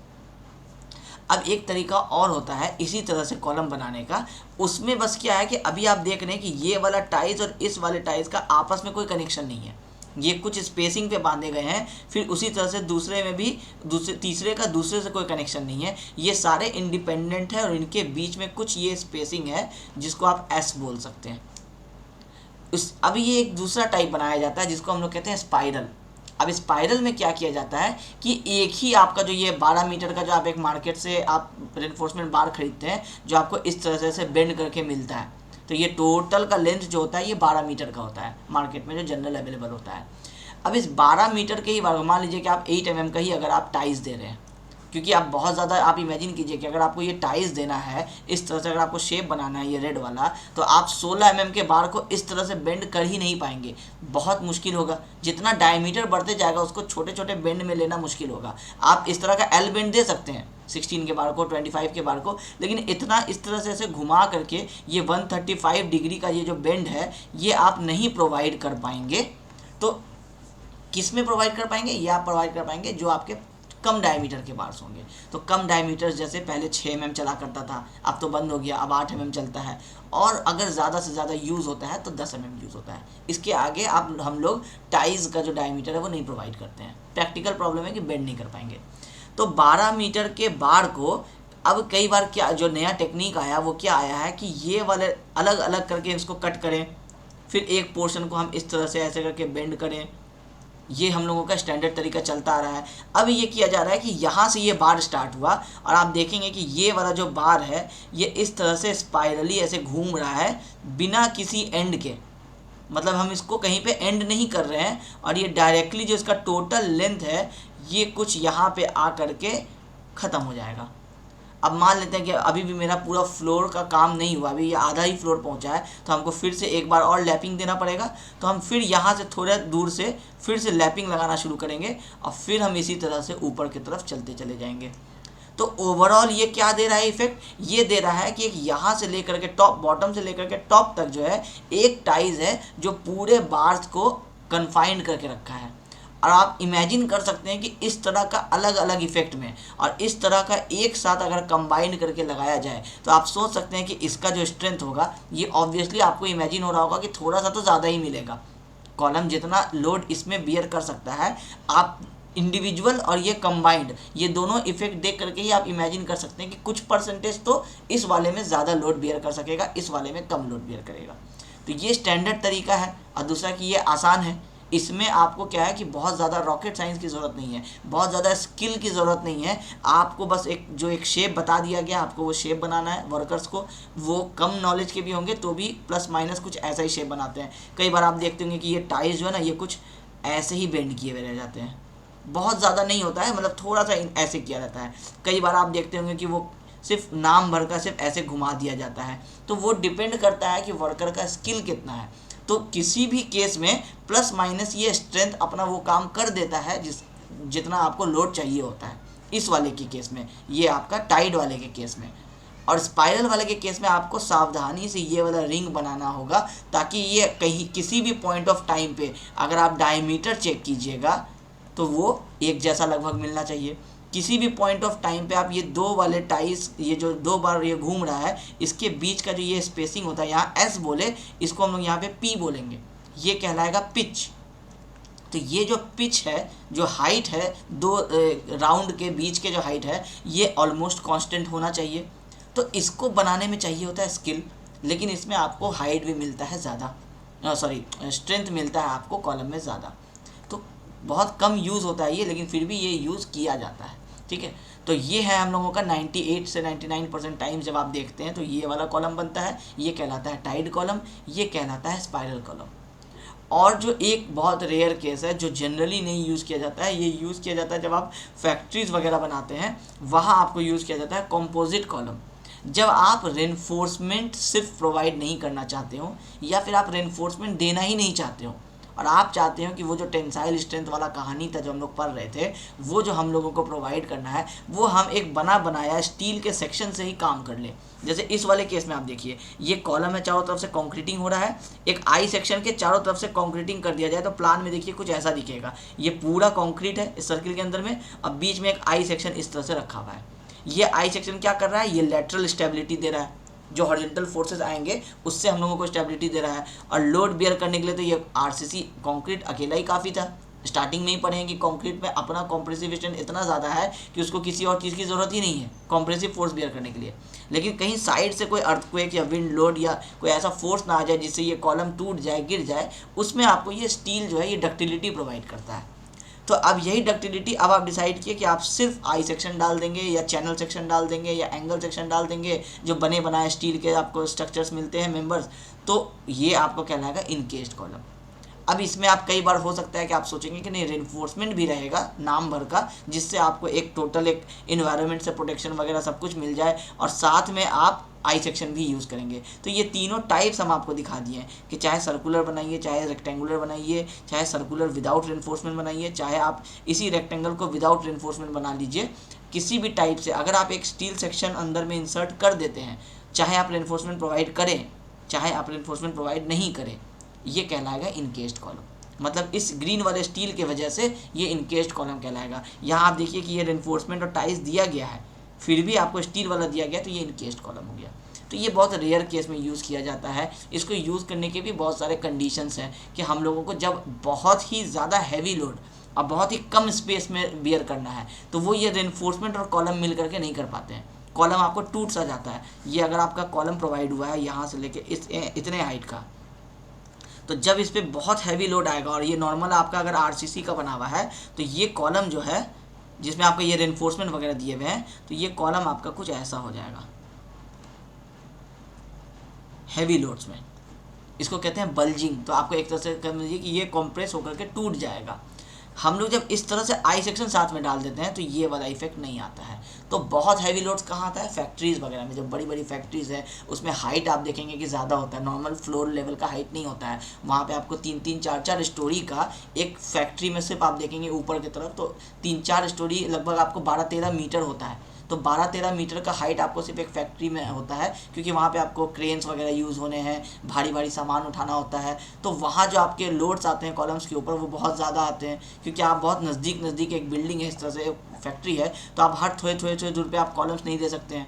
आपको एक कॉलम यहाँ दिए, दूसरा हाफ सेंटर पे दिए, तीसरा यहाँ दिए, बीच में आपको गैप रखना पड़ता है कि कल को अगर दीवार हटा करके जेसीबी को अंदर लाना हुआ तो वो किया जा सके। उसके लिए यहाँ पे एक बहुत बड़ा सा गेट दिया जाता है, ट्रक वगैरह आ सके। तो आपको कॉलम के बीच का जो गैप है वो ज़्यादा रखना पड़ेगा। तो जितना ज़्यादा गैप रखेंगे उतना, अगर इसके ऊपर 1000 किलो न्यूटन का लोड आ रहा था और आप सिर्फ 5 ही कॉलम दे रहे हैं, तो एक के ऊपर कितना आएगा, 200 किलो न्यूटन। पहले आप 20 दे दिया करते थे, तो एक के ऊपर आता था 50 किलो न्यूटन। तो वो जो लोड बढ़ रहा है तो वो इसी को कहते हैं हम लोग हैवी लोड। तो अब वो एक कॉलम पे ज़्यादा लोड आ रहा है तो वो बियर करने के लिए ये वाला कहानी आया। तो ये 3 तरह के आपके कॉलम के क्लासिफिकेशंस होते हैं कि आपका टाइट कॉलम होता है, स्पाइरल कॉलम होता है, कॉम्पोजिट कॉलम होता है। अब उम्मीद करते हैं कि आपको ये क्लासिफिकेशन रेनफोर्समेंट के टाइप से समझ में आ गया होगा। हम लोग बात करेंगे टाइट कॉलम्स के बारे में। सिर्फ एक ऑब्जेक्टिव के लिए आपको हम सिर्फ एक बता देंगे स्पाइरल कॉलम का एक कंडीशन जो आपको ऑब्जेक्टिव में काम आएगा। ठीक है, न्यूमेरिकल इसके ऊपर नहीं आने वाला है। ठीक है, दूसरा क्लासिफिकेशन लोडिंग के हिसाब से, जो अभी हम आपको बता रहे थे कि एक कॉलम में सिर्फ कंप्रेशन फोर्स नहीं आएगा, बेंडिंग भी आ सकता है, टेंसाइल फोर्स भी आ सकता है, टेंशन भी आ सकता है। वो उसके हिसाब से भी, लोडिंग के हिसाब से भी आप क्लासीफाई करते हैं कॉलम को। क्या क्या कहते हैं, एक आप कहते हैं एक्सियली लोडेड कॉलम, जो आपके सिलेबस में है, जो आपको पढ़ना है। एक आपका आता है कॉलम विथ एक्सियल लोड, जो इसमें आ रहा है, और साथ में यूनी एक्सियल बेंडिंग, एक एक्सियल लोड के साथ में बाई एक्सियल बेंडिंग। मतलब बेंडिंग आ रहा है, लेकिन अब बेंडिंग के लिए भी 2 टाइप बता दिया गया। एक बताया गया यूनी एक्सियल, एक बताया गया बाई एक्सियल। क्या होता है ये यूनी एक्सियल और बाई एक्सियल, हम आपको एक्सप्लेन किए थे, फिर भी अब आप दोबारा समझ लीजिए। ये कॉलम का सेंटर है। सेंटर क्यों है? क्योंकि यहाँ पे इस डायरेक्शन का एक्सिस और इस डायरेक्शन का एक्सिस आके मीट कर रहा है। इसको हम लोग, ये जो वर्टिकली डाउनवर्ड्स यहाँ से जाएगा वो कहलाएगा आपका एक्सिस। इस पे आपका लोड अगर आके पड़ा तो वो हो गया एक्सियली लोडेड, केस नंबर 1 हो गया। अगर ये वाला लोड यहाँ नहीं पड़ा और इमेजिन कीजिए कि आपका ये जो लोड है ये आपका कुछ यहाँ आके पड़ा इस तरह से, अभी भी आप देखिए कि ये लोड यहाँ जो पड़ रहा है ये इधर से और इधर से इक्वल डिस्टेंस पे है। इसका मतलब है कि इस वाले फेस में और इस वाले फेस में कोई इफेक्ट नहीं आएगा, क्योंकि दोनों के बीच का जो लोडिंग से जो दोनों फेस का डिस्टेंस है वो बराबर है अभी भी, लेकिन इस डायरेक्शन में और इस डायरेक्शन में अलग अलग है। यहाँ पे आपको लोड ज़्यादा फील होगा क्योंकि इसके बगल में लोड रखा गया है, यहाँ पे लोड कम फील होगा। तो कम फील होगा तो अब इसी कॉलम को हम नीचे बनाते हैं कुछ इस तरह से। अगर हम इसका वर्टिकल प्रोफाइल बनाते हैं कि ये कुछ ऐसे लेंथ का कॉलम था, यहाँ पे ये फ्लोर लेवल है, यहाँ पे ये फ्लोर लेवल है, तो आप फील कर सकते हैं कि ये जो कॉलम है ये आपको बेंड करेगा कुछ ऐसे, सिर्फ एक डायरेक्शन में। मतलब इधर में इसका ये बेंडिंग आपको ऐसे दिखाई देगा, इधर में ये अंदर की तरफ ऐसे आ जाएगा। इस डायरेक्शन में और इस डायरेक्शन में कुछ नहीं दिखाई देगा क्योंकि इस एक्सिस पे ही लोड पड़ रहा है। एक एक्सिस से कांस्टेंट डिस्टेंस है दोनों तरफ, इसलिए इसको बोला गया यूनी एक्सियल, कि इफेक्ट जो आएगा वो सिर्फ एक ही एक्सिस पे आएगा। कौन सा एक्सिस पे आ रहा है? इस वाले एक्सिस पे। यहाँ पे लोड ज़्यादा लग रहा है, यहाँ पे लोड कम लग रहा है, यहाँ पे ये कॉम्प्रेशन हो रहा है, यहाँ पे ये टेंशन आ जा रहा है। ठीक है। अब इसी तरह से एक कॉलम में मान लिया जाए कि लोड जो है वो आपका ये एक्सिस है, मान लीजिए लोड आपका यहाँ कहीं पड़ रहा है। अब इसकी वजह से क्या हुआ कि आप इस डायरेक्शन में भी देखिएगा तो ये डिस्टेंस ज़्यादा, ये डिस्टेंस कम, इस डायरेक्शन में भी देखिएगा तो ये डिस्टेंस कम, ये डिस्टेंस ज़्यादा। मतलब अब क्या होगा कि आप प्रैक्टिकली भी सोचिए तो आपको दिख रहा है कि इस वाले जगह पे लोड ज़्यादा पड़ रहा है, तो ये कॉलम इधर से भी बेंड करेगा इस तरफ और इधर से भी बेंड करेगा इस तरफ। तो इसमें क्या आएगा? दोनों एक्सिस में आपको बेंडिंग देखने को मिलेगा। अगर हम इधर से डायग्राम बनाएंगे तो ये वाला कॉलम कुछ ऐसा बेंड करेगा, क्योंकि लोड इधर पड़ रहा है तो इधर आपको लोड कम आएगा, इधर बेंडिंग ज़्यादा आएगा। और इस तरफ से भी अगर हम आपको बनाना चाहेंगे तो ये आपको कॉलम जो है ये कुछ ऐसा बेंड होता हुआ आपको, जब आप इधर से खड़े होकर देखेंगे तो कुछ ऐसा बेंड होता हुआ आपको दिखेगा। इसका मतलब है कि इस कॉलम में एक्स एक्सिस में भी बेंडिंग आएगा, वाई एक्सिस में भी बेंडिंग आएगा। तो ये दोनों केसेस भी होते हैं आपको कॉलम में लोडिंग के हिसाब से। 6 सेमेस्टर में आप इसके बारे में पढ़िएगा, अब बीटेक में आप इसके बारे में पढ़ते हैं, क्योंकि वहाँ पे आपको एक चार्ट की ज़रूरत होती है और वो चार्ट आपके डिप्लोमा लेवल पे आपको नहीं ले जाने दिया जाता है। इसलिए डिप्लोमा लेवल पे 5th और 6th सेम में इस 3rd वाले केस को हम लोग नहीं पढ़ते हैं, ये आप बीटेक में पढ़ेंगे। जब जो भी स्टूडेंट आप लेटरल एंट्री में एडमिशन लेंगे वो जब आप जाएंगे तो वहाँ पे जब आपको आरसीसी का डिज़ाइन आएगा तो कॉलम के कहानी उतना रहेगी जितना आप अभी हमसे पढ़ रहे हैं। 5th सेम में और 6th सेम में जो पढ़ेंगे वो कॉलम का स्टोरी रहेगा, साथ में ऐड हो जाएगा कुछ ये वाला कॉन्सेप्ट। तो बेसिक समझ में आ जाएगा तो एडवांस अपने आप एक कॉन्सेप्ट और ऐड हो जाता है, उसी को हम लोग एडवांस लेवल का कोर्स कहते हैं। डिप्लोमा से बीटेक, बीटेक से एमटेक जो होते हैं वो यही एक एक चीज़ें उसमें ऐड होती चली जाती है। हम आपका बेस यहाँ तैयार करने की कोशिश कर रहे हैं। ठीक है। यूनी एक्सियल वाला केस आप 6th सेम में पढ़ेंगे, अगर सिलेबस आपका वही रहेगा अब तो आप 6th सेम में इस वाले केस को पढ़ेंगे, और अभी आप पढ़ेंगे सिर्फ एक्सियली लोडेड कॉलम को। तो आई होप आपको ये तीनों केस जो है वो समझ में आ गया होगा। अब एक क्लासिफिकेशन जो और होता है वो होता है स्लेंडरनेस रेशियो के बेसिस पे। अब उम्मीद करते हैं कि स्लेंडरनेस रेशियो आपको समझाना नहीं पड़ेगा, आपको पता होगा। स्लेंडर का मतलब वैसे हम शॉर्ट में समझा देते हैं। स्लेंडर का मतलब होता है पतला, इतना पतला कि अगर आप उसको कंप्रेशन फोर्स लगाए, एक्सियल फोर्स लगाए इसके ऊपर, उसमें कंप्रेशन किए तो जनरली आप सो में पढ़ते हैं कि उसमें डिफ्लेक्ट जो उसका लेंथ है वो शॉर्ट हो जाएगा, कंप्रेशन आएगा, तो डेल्टा एल बाई एल आप स्ट्रेन निकाल देते हैं, तो वो एक्सियल स्ट्रेन निकालते हैं। बट स्लेंडर अगर कोई मेंबर है उसमें जब आप टॉप से इस तरह से लोड लगाएंगे तो वो नीचे कंप्रेस नहीं होगा, वो बकल कर जाएगा, मतलब क्या, बेंड कर जाएगा। लोड पड़ेगा वो बेंड कर जाएगा। तो इसका मतलब क्या है कि ये कुछ इतना लंबा आप एक सेक्शन बना दिए यहाँ से यहाँ तक का, और इसका जो प्लान देखेंगे क्रॉस सेक्शन तो ये कुछ आप इतने ही साइज़ का दिए। आपको जनरली देना चाहिए था कुछ इस साइज़ का, ताकि ये साइड से बेंड नहीं हो। अब एग्जांपल ले लीजिए झाड़ू का तिनका वाला, अगर आप झाड़ू के तिनका पे यहाँ से एक लोड लगाएंगे तो सिर्फ एक तिनका है तो वो क्या करेगा, वो कुछ ऐसा शेप ले लेगा। लोड पड़ने के थोड़ी ही देर बाद, मतलब आप जनरली ये टूट नहीं रहा है, लोड अगर पड़ेगा 200 किलो न्यूटन, उस पर ये अगर टूटता तो ये 40 किलो न्यूटन पे ही पहले ही क्या कर जा रहा है, बेंड कर जा रहा है। तो अपने कैपेसिटी से भी कम लोड ले रहा है ये, क्यों? क्योंकि 40 पे ही ये बेंड करना शुरू हो जाएगा, तो आप ज़्यादा से ज़्यादा 39 किलो न्यूटन का ही लोड लगाएंगे। जबकि अगर आप इसका साइज़ थोड़ा सा ये इस तरह से बढ़ा देते तो आप 100 किलो न्यूटन तक का लोड दे देते, तब भी इसमें कोई प्रॉब्लम नहीं होता। तो ऐसा कोई पतला सेक्शन को हम लोग कहते हैं स्लेंडर सेक्शन। तो अब स्लेंडरनेस रेशियो हम लोग निकालते हैं, क्योंकि किसी भी चीज़ का स्लेंडर कितना है। अब हम बोलेंगे पतला है, तो आप हो सकता है आप इसको भी पतला नहीं बोलें, और हो सकता है कि आप इसको भी पतला नहीं बोलें, बट हो सकता है कि आपका ये भी सिलेंडर हो, ये भी सिलेंडर हो। तो ये कैसे हम लोग बताएंगे कि सिलेंडर किसको बोल रहे हैं हम लोग? इसके लिए वर्ड आता है स्लेंडरनेस रेशियो। ये कैसे पता चलेगा? तो IAS कोड या फिर कोई भी जो आप टेक्स्ट बुक पढ़ते हैं वो आपको क्या करता है, एक पार्टिकुलर को एक वैल्यू बता देता है, टेस्ट करता है उसके ऊपर, बहुत सालों तक रिसर्च होता है, और फिर पता चलता है कि अगर कोई एक पार्टिकुलर वैल्यू से ज़्यादा स्लेंडरनेस रेशियो आ रहा है, इसका मतलब है कि वो सिलेंडर है या सिलेंडर नहीं है।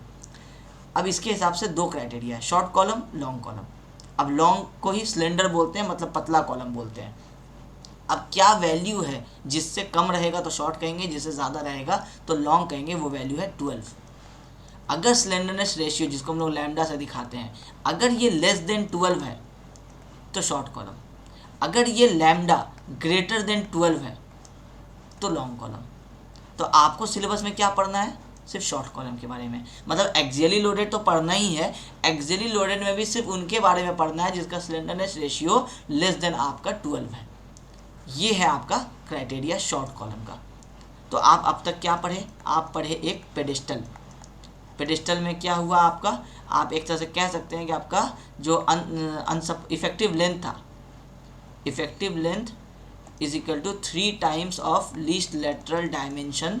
इससे आपका ज़्यादा था तो फिर आपका ये कहलाया, आपका कॉलम कम था तो आपका कहलाया पेडेस्टल। अब जब ज़्यादा आया 3 से, तो कहाँ तक का कॉलम रहेगा? तो फिलहाल अभी आपको बताया गया कि 3 से 12 तक का जो वैल्यू है, इसके बीच में कोई वैल्यू आता है तो वो कहलाएगा शॉर्ट कॉलम। अब 12 से भी ज़्यादा का अगर वैल्यू है तो वो कहलाएगा लॉन्ग कॉलम।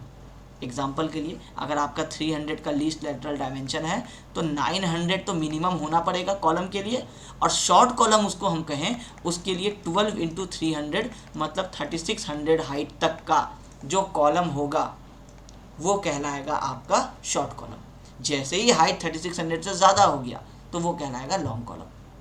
कई बार आप देखते होंगे आपके बिल्डिंग्स वगैरह कुछ इस तरह से बनते हैं कि ये एक फ्लोर बना, इसके ऊपर यहाँ एक फ्लोर बना, इसका स्लैब आगे कर दिया गया, और ये आपको आगे इस तरह से एक कॉलम से ऐसे सपोर्टेड रहता है, यहाँ आपकी गाड़ियाँ वगैरह आके रुकती है। तो ये वाला कॉलम 1 फ्लोर हाइट का है, ये 1 फ्लोर हाइट का है, ये 1 फ्लोर का है। तो ये सब का हाइट जनरली एक फ्लोर का कितना होता है? 3.3 मीटर, यही सब होता है। ये वाला कॉलम 2 फ्लोर के हाइट का है, 6.6 मीटर हो सकता है। तो आप देखेंगे कि इसका साइज़ जनरली आपके घरों में जो कॉलम्स दिए गए होंगे उससे ज़्यादा साइज़ का होता है। क्यों होता है? क्योंकि हम लोग उसको बनाते हैं शॉर्ट कॉलम। अगर शॉर्ट कॉलम बनाएंगे तो यहाँ से जो लोड आ रहा है, सिर्फ इस लोड के लिए ही इसको डिज़ाइन करना पड़ेगा, तो छड़ कम देना पड़ेगा, रेनफोर्समेंट कम देना पड़ेगा, अल्टीमेटली फ़ायदा ही होगा। अगर हम इसको बहुत पतला बना दें और इसको बहुत हाइट का भी बना दें, मतलब सिलेंडर बना दें, तो लॉन्ग कॉलम आ जाएगा। लॉन्ग कॉलम आएगा तो साथ में आएगा बेंडिंग मोमेंट भी, बेंडिंग मोमेंट आएगा तो रेनफोर्समेंट लगेगा। बेंडिंग मोमेंट को तो अभी तक हम लोग रेनफोर्समेंट से ही बचा रहे हैं ना, तो रेनफोर्समेंट प्रोवाइड करेंगे, तो अल्टीमेटली जितना कंक्रीट बचाना चाहेंगे उतना का तो कॉस्टिंग हम लोगों का छड़ में लग ही गया। इसीलिए हम लोग शॉर्ट कॉलम कोशिश करते हैं कि हम लोग ज़्यादा से ज़्यादा प्रोवाइड कर सकें। ठीक है, ये 3 टाइप के आपके क्लासिफिकेशंस होते हैं। पहला आपका कि रेनफोर्समेंट के टाइप के हिसाब से टाइड स्पाइरल कंपोजिट, दूसरा आपका लोडिंग के हिसाब से axially loaded uniaxial bending के साथ एक्सियल और बाई एक्सियल बेंडिंग के साथ आपका एक्सियल, थर्ड आपका स्लेंडरनेस रेशियो के हिसाब से शॉर्ट और लॉन्ग। अब यहाँ पे आपका एक क्वेश्चन कंप्लीट हो गया कि डिफाइन कॉलम एंड क्लासीफाई। तो क्लासिफिकेशन यही सारा है। अब इसमें आपको क्या करना होगा साथ में, क्योंकि थ्योरी आपको लिखना है तो आपको ये सारे डायग्राम जितना पॉसिबल तरीके से आप अच्छा बना सके, आप एटलीस्ट अगर ये इस तरह से 3D नहीं बना पा रहे हैं तो सिर्फ प्लान में बता दीजिए इस तरह से कि ये रेनफोर्समेंट है, इसको इस तरह से ऐसे टाइज में लगा दिए, तो ये कहला गया आपका टाइट कॉलम। उसका एक सेक्शन ऐसा दिखा दीजिए, इसमें इस तरह से ऐसे बेंड करता हुआ ये टाइज दिखा दीजिए, और यहाँ पे रेनफोर्समेंट दिखा दीजिए, स्पाइरल हो गया। और इसी तरह के प्लान में एक बीच में ऐसे आई सेक्शन दिखा दीजिए, तो कंपोजिट हो गया। ये डायग्राम नीट एंड क्लियर बना दीजिएगा। साथ में ये वाला स्टोरी समझा दीजिए एक्सियली लोडेड का, और आप साथ में ये शॉर्ट कॉलम लॉन्ग कॉलम, इसको डिफिनेशन जब हम आपको नोट्स देंगे तो सब इसमें लिख देंगे। तो फिर आपका ये टोटल जो है, चाहे वो 6 मार्क्स का थ्योरी है चाहे 4 मार्क्स का थ्योरी है, दोनों ही केस में आपका थ्योरी जो है इसमें हो जाएगा। अब लास्ट सेमेस्टर तक में क्या हुआ है, लास्ट टाइम तक में क्या आपको 6 मार्क्स वाले में भी थ्योरी आए हैं, और न्यूमेरिकल जो है वो आपको सिर्फ 3 क्वेश्चन आए हैं 6 मार्क्स के। 6 × 3 तो कितना, 18 मार्क्स का आपका सिर्फ न्यूमेरिकल आया है, 20 का आपका ऑब्जेक्टिव आया है, और रिमेनिंग जो आपका रह गया 32 मार्क्स का, ये आपका आया है थ्योरी आया है।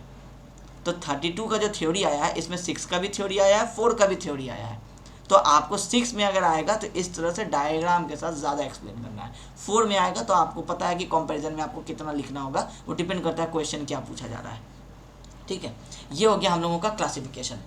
अब यहाँ तक में हम लोग ओवरऑल कॉलम का सारा कहानी समझ गए कि कितने टाइप के कॉलम होते हैं, कॉलम में लोड कैसे पड़ता है, और यही आपका सबसे लेंदी पोर्शन था। अब यहाँ से टाइम कम लगते जाएगा। कुछ इंपॉर्टेंट टर्म्स जो आपको 1 मार्क्स में या 2 मार्क्स में आपको एक क्वेश्चन 4 मार्क्स करेगा, उसमें 2 पार्ट पूछ देगा, ए और बी में। ए में बोल देगा effective length of column, B में बोल देगा स्लेंडरनेस रेशियो। एक्सप्लेन कीजिए क्या होता है। तो स्लेंडरनेस रेशियो वही है जो हम आपको अभी तक समझा है कि effective length of column divided by radius of gyration. ठीक है, रेडियस ऑफ जायरेशन क्या होता है, आपको जैसे एक कॉलम है, इसका जो आपका सी जी है, उस सी जी से आपका ये वाला डिस्टेंस, ये वाला डिस्टेंस, ये वाला डिस्टेंस, ये सारा आपको क्या होता है, सी जी से डिस्टेंस होता है एज का। तो सबसे छोटा डिस्टेंस कौन सा है, अभी देख के तो आप समझ पा रहे हैं कि ये वाला है, तो इसको हम लोग बोलते हैं रेडियस ऑफ जायरेशन। मैथमेटिकली कैसे निकालते हैं, तो कुछ नहीं, जो भी कॉलम है उसका मोमेंट ऑफ इनर्शिया निकाल दीजिए, डिवाइडेड बाई उसका एरिया, अंडर रूट कर दीजिए, अंडर रूट आई बाई ए आपका रेडियस ऑफ जायरेशन आ जाता है। वो आप यहाँ निकालिए R. Effective length of column आपको अभी नहीं पता है, अभी हम आपको सिर्फ डिफाइन किए कि इफेक्टिव लेंथ क्या होता है। लेंथ कितना होगा, अगर हम बोल दिए कि कॉलम 3 मीटर का टोटल लेंथ है, तो इफेक्टिव कितना होगा, अभी हम आपको ये नहीं बताए हैं, वो अभी हम बताएंगे इसी के साथ में। इंपॉर्टेंट टर्म्स में इफेक्टिव लेंथ भी एक टॉपिक आएगा। तो सबसे पहला टॉपिक है आपको स्लेंडरनेस रेशियो। ठीक है, स्लेंडरनेस रेशियो लैम्डा से डिनोट करते हैं। फॉर्मूला क्या होता है, effective length of column divide by radius of gyration. फिर उसके आगे लिख देना रेडियस ऑफ जायरेशन क्या होता है, तो ये होता है अंडर रूट आई बाई ए। आई क्या होता है, मोमेंट ऑफ इनर्शिया। आई क्या होता है, ए क्या होता है, एरिया ऑफ द सेक्शन। अब स्लेंडरनेस रेशियो जितना ज़्यादा होगा, कॉलम आपका उतना कम लोड बियर कर पाएगा। स्लेंडरनेस रेशियो जितना कम होगा, कॉलम आपका उतना ज़्यादा लोड बियर कर पाएगा। हम आपको ये चीज़ यहाँ पे लिखे हैं वाई। अब आपको इसका आंसर अभी तक पता चल गया होगा, अब शायद हम वो इरेज कर दिए, तो आपको अब तक उसका आंसर पता चल गया होगा कि आपका स्लेंडरनेस रेशियो कम होने से लोड ज़्यादा कैसे बियर करेगा। हम आपको अभी समझाए थे कि अगर आप कुछ इतने लेंथ का कॉलम बनाते हैं और ये कॉलम क्रश होता, अगर नॉर्मली एक्सियली लोडेड होता तो इसमें क्रशिंग होता सिर्फ, और कोई बेंडिंग मोमेंट वगैरह कुछ नहीं आता, तो हो सकता है ये क्रश होता 100 किलो न्यूटन पे। बट क्योंकि सिलेंडर बना दिए तो अब जब इसके ऊपर लोड आ रहा है तो ये जो है ये आपका बकल कर जा रहा है। मतलब ये कॉलम आपका कुछ इस तरह से हो जा रहा है, और इसको आप फेलियर कंसिडर करेंगे। अगर आपके बिल्डिंग में एक कॉलम आपको नॉर्मली होना यहाँ था, लेकिन वो कुछ ऐसा हो कि दीवार से बाहर निकल जाए, तो आप तो वैसे भी उसमें नहीं घुसेंगे उस बिल्डिंग में, तो आप इसको प्रैक्टिकली क्या मानिएगा, फेलियर मानिएगा। भले ही आप थियोरेटिकली आप ये एक तरह से डिबेट कर सकते हैं कि अभी ये बिल्डिंग फेल नहीं होने वाला है, अभी इस कॉलम का मैक्सिमम लोड 100 किलोमीटर नहीं पहुंचा है, मगर ये आउट ऑफ द एक्सिस तो चला गया ना। घर में आपको एक रूम में एक पिलर इस तरह से अंदर बेंड हुआ दिख रहा है, तो आप कभी भी ट्रस्ट नहीं करेंगे ना कि और ये कितना लोड ले पाएगा, आप मान के चलेंगे कि ये अभी गिरने वाला है। ठीक है, तो इसमें इसका मतलब क्या है कि इसका एक्चुअल जो लोड है वो 40 किलोमीटर ही फॉर एग्जाम्पल रह गया। तो लोड क्यों कम बियर किया, क्योंकि इसका लेंथ बहुत ज़्यादा था। इसमें आ गया बकलिंग, और वो बकलिंग क्यों आ गया, क्योंकि एक बेंडिंग मोमेंट जनरेट हो गया स्लेंडर होने की वजह से। इस वजह से स्लेंडरनेस रेशियो ज़्यादा, मतलब है कि कॉलम पतला ज़्यादा। स्लेंडरनेस रेशियो, पतला होने का रेशियो जितना बढ़ेगा कॉलम लोड उतना कम बियर करेगा, जितना स्लेंडरनेस रेशियो घटेगा कॉलम लेंथ लोड उतना ज़्यादा बियर करेगा।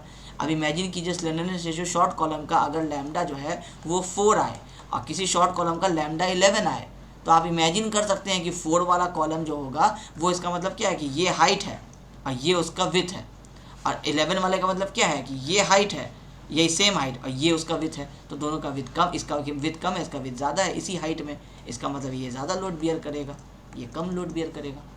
ठीक है, ये वो चीज़ें हैं जो एक बार क्लियर हो जाए तो फिर थ्योरी रटना और फॉर्मूला याद करना इश्यू नहीं रहेगा। ये कहानी नहीं समझ में आता है, ये प्रॉब्लम हो जाता है आरसीसी में और कॉलम्स में खास करके। ठीक है, तो ये था पहला टॉपिक कि स्लेंडरनेस रेशियो, जो एक इंपॉर्टेंट टर्म आपको पता होना चाहिए थ्योरी के हिसाब से भी और आगे प्रैक्टिकली भी आपको पता होना चाहिए। स्टील में आपको सबसे ज़्यादा ये काम आएगा। ठीक है, अब दूसरा कॉन्सेप्ट इफेक्टिव लेंथ, समझा तो दिए थे कि आपको क्या होता है, तो अब दोबारा हम इसको और एक्सप्लेन नहीं करते हैं। आपको पता है कि वो पोर्शन जो आप यहाँ देख रहे हैं कि वो डॉटेड पोर्शन जो आपका पॉइंट ऑफ कॉन्ट्राफ्लेक्सर से के बीच में जो आपका डिस्टेंस है वो कहलाता है आपका इफेक्टिव लेंथ। यहाँ आप देख रहे हैं ऐसा कुछ, ये सिंपली सपोर्टेड है, यहाँ आप देख रहे हैं ऐसा। आप ये चीज़ों को अब समझ सकते हैं। अब हम एक्सप्लेन करते हैं कि ये टेबल क्या है। ये टेबल IS 456 में गिवन है आपको। ये टेबल है ही किसके लिए? इफेक्टिव लेंथ के लिए। आपको इफेक्टिव लेंथ कैसे पता चलेगा? हमेशा आपको ये वाला टेबल देखना है IS कोड का, तो आपको इफेक्टिव लेंथ का ये वैल्यू जो है ये आपको पता चल जाएगा कि किस केस में हम लोग इफेक्टिव लेंथ L क्या है, जो आपका अनसपोर्टेड लेंथ था, और उसमें कितना, जैसे यहाँ देखिए 65% सिर्फ उसका लेंथ ले रहे हैं, यहाँ 80% ले रहे हैं, यहाँ फुल ले रहे हैं, मतलब जो ये लेंथ है अनसपोर्टेड वही हम लोगों का इफेक्टिव लेंथ भी है। तो ये किस किस कंडीशन में, इसके लिए ये आपका डायग्राम बनाया हुआ है, और इस डायग्राम को आपको क्या करना है, याद कर लेना है। कैसे याद करना है? बहुत आसान तरीके से हम समझा देते हैं, वो सारी चीज़ें यहाँ इंग्लिश में लिखी हुई है। आप फिक्स्ड बीम के बारे में पढ़ें, उसी को आप कॉलम में कन्वर्ट कर लीजिए। ये फिक्स्ड है, ये दिख रहा है आपको सिंबल। जब फिक्स्ड है तो इसका मतलब है कि कुछ ऐसा बेंडिंग मोमेंट आएगा। ये एक समझाने का तरीका से हम आपको याद कराना चाह रहे हैं ताकि ये आसान हो जाए। ये अभी सब पे लागू नहीं होता है। ये यहाँ पे इतने दूर तक ये फिक्स्ड रहेगा, इधर इतने दूर तक ये फिक्स्ड रहेगा, तो ये वाला लेंथ आपका कम हो जाएगा। कितना हो जाएगा? तो ये 0.65 टाइम्स ऑफ L हो जाएगा आपका। ठीक है, अब आप क्या किए कि एक साइड से फिक्स्ड रहने दिए, एक साइड से आप क्या किए, यहाँ पे आपको दिख नहीं रहा है, ये ऐसे करके एक हिंज लगा दिया गया है। अब आप हिंज सपोर्ट के बारे में पढ़े होंगे कि हिंज सपोर्ट जब भी आपका इस तरह से ऐसे हिंज लगा दिया जाता है, यहाँ पे ऐसे फिक्स्ड कर दिया जाता है, तो यहाँ पे बेंडिंग मोमेंट 0 हो जाता है और यहाँ पे आपको कुछ ऐसे वैल्यू आता है। मतलब यहाँ नेगेटिव बेंडिंग मोमेंट आएगा लेकिन यहाँ पे बेंडिंग मोमेंट 0 हो जाएगा, जो सिंपली सपोर्टेड के केस में होता है। तो ये हिंज सपोर्ट जो होता है ये सिंपली सपोर्टेड के जैसा बिहेव करता है। इसका मतलब है कि अब आपका पॉइंट ऑफ कॉन्ट्राफ्लेक्सर देखिए, अब आप फिक्स्ड किए थे तो फिक्स्ड में ये बना था यहाँ से लेके यहाँ तक। अब इसी से कंपेयर कीजिए, ये वाला लेंथ आपको दिख रहा है कि यहाँ से लेकर के यहाँ तक आ गया, इसका मतलब है ये लेंथ आपका ज़्यादा होगा इस वाले से। तो यहाँ वैल्यू कितना लिखा है रिकमेंडेड 0.8। इसका मतलब है यहाँ से लेकर के यहाँ तक का जो डिस्टेंस होगा ये इफेक्टिव लेंथ होगा, ये होगा 0.8 L। ठीक है, अब दोनों ही एज को क्या किया, सिंपली सपोर्टेड कर दिए। तो ये सिंपली सपोर्टेड है, इसका बेंडिंग मोमेंट डायग्राम ऐसा होता है। तो ये आपका हो गया 1L डायरेक्ट, जो लेंथ है बस वही लेंथ है। ठीक है, एक केस क्या दे रहा है कि टॉप में मान लीजिए आपका कोई मास है, वेट है, लेकिन वो जो वेट है ना वो कहीं पे फिक्स नहीं किया गया है। वो एक पेंडुलम वाला आप एग्जांपल ले लीजिए कि जैसे हम लोग मोमेंट ऑफ इनर्शिया के जब इनर्शिया के बारे में पढ़ते हैं, न्यूटन्स लॉ के बारे में, तो वहाँ पे आपको ऊपर में एक मास दिखाया जाता है ना इनर्शिया को समझाने के लिए। वैसा कोई सिस्टम कंसिडर कीजिए कि एक आपका ये कॉलम है और ऊपर में कुछ बहुत भारी मास दे दिया गया है और ये मास इंडिपेंडेंट है इधर उधर मूव करने के लिए। तो अगर ये इधर मूव करता है तो आप इमेजिन कर सकते हैं कि ये लेंथ और ये लेंथ में ये वाला लेंथ ज़्यादा हो जाएगा ऑब्वियसली, चाहे आप यहाँ पे फिक्स्ड रखे हैं, लेकिन ये लेंथ क्या होगा, क्योंकि ये कुछ ऐसे इंक्लाइंड हो गया, तो ये लेंथ आप डिस्टेंस और डिस्प्लेसमेंट वाले कॉन्सेप्ट से समझिए कि ये है आपका डिस्प्लेसमेंट और ये है आपका डिस्टेंस, ये ज़्यादा होगा हमेशा इससे। तो ये लेंथ ज़्यादा है, इसका वैल्यू कितना है रिकमेंडेड 1.2L। मतलब है कि ये लेंथ है L, लेकिन अब इसमें इफेक्टिव क्या होगा 1.2L। तो सब जगह पे बेंडिंग मोमेंट के ही डायग्राम से ज़रूरी नहीं है उसको समझना, हम आपको समझाने के लिए ताकि ये वैल्यूज़ आपको अपने आप याद हो जाए कि ये कभी भी 1 से कम नहीं हो सकता है। अब एग्जाम में अगर आपको ऐसा कंडीशन बता देगा, ये भी हम पढ़ देंगे आपको, तो जब ऐसा कंडीशन बता देगा तो आपको इतना तो पता रहेगा कि 0.65, 0.8 और 1 ये 3 वैल्यूज़ तो नहीं हो सकते हैं। अगर चौथा में 1.2 दिया हुआ है तो ऑब्वियसली वही आपका आंसर हो जाएगा, वो आपको याद रखने की भी ज़रूरत नहीं है। ऑप्शन को आप रूल आउट करके भी आप अपना आंसर निकाल सकते हैं, ठीक है। ये हो गया मेरा फोर्थ केस। अब फिफ्थ केस में क्या है कि ये अभी फोर्थ वाले में क्या हो रहा था, ये सिर्फ हॉरिजॉन्टल जा रहा था, इधर या इधर। अब इस वाले केस में क्या है कि ये हॉरिजॉन्टल के साथ साथ आप देखिए कि इधर तो जा ही रहा है और ये नीचे भी इस तरह से चला जा रहा है। इसका मतलब है कि ये ज़्यादा सीवियर केस हुआ। जब ज़्यादा सीवियर केस हुआ तो यहाँ देखिए कि इफेक्टिव लेंथ जो है वो 1.5 टाइम्स ऑफ एल जो है वो आपको लेने कहा गया है, ठीक है। अभी पहले आप थियोरेटिकल मतलब मेरे एक्सप्लेनेशन से समझिए, बाद में हम आपको ये रीड कर देंगे।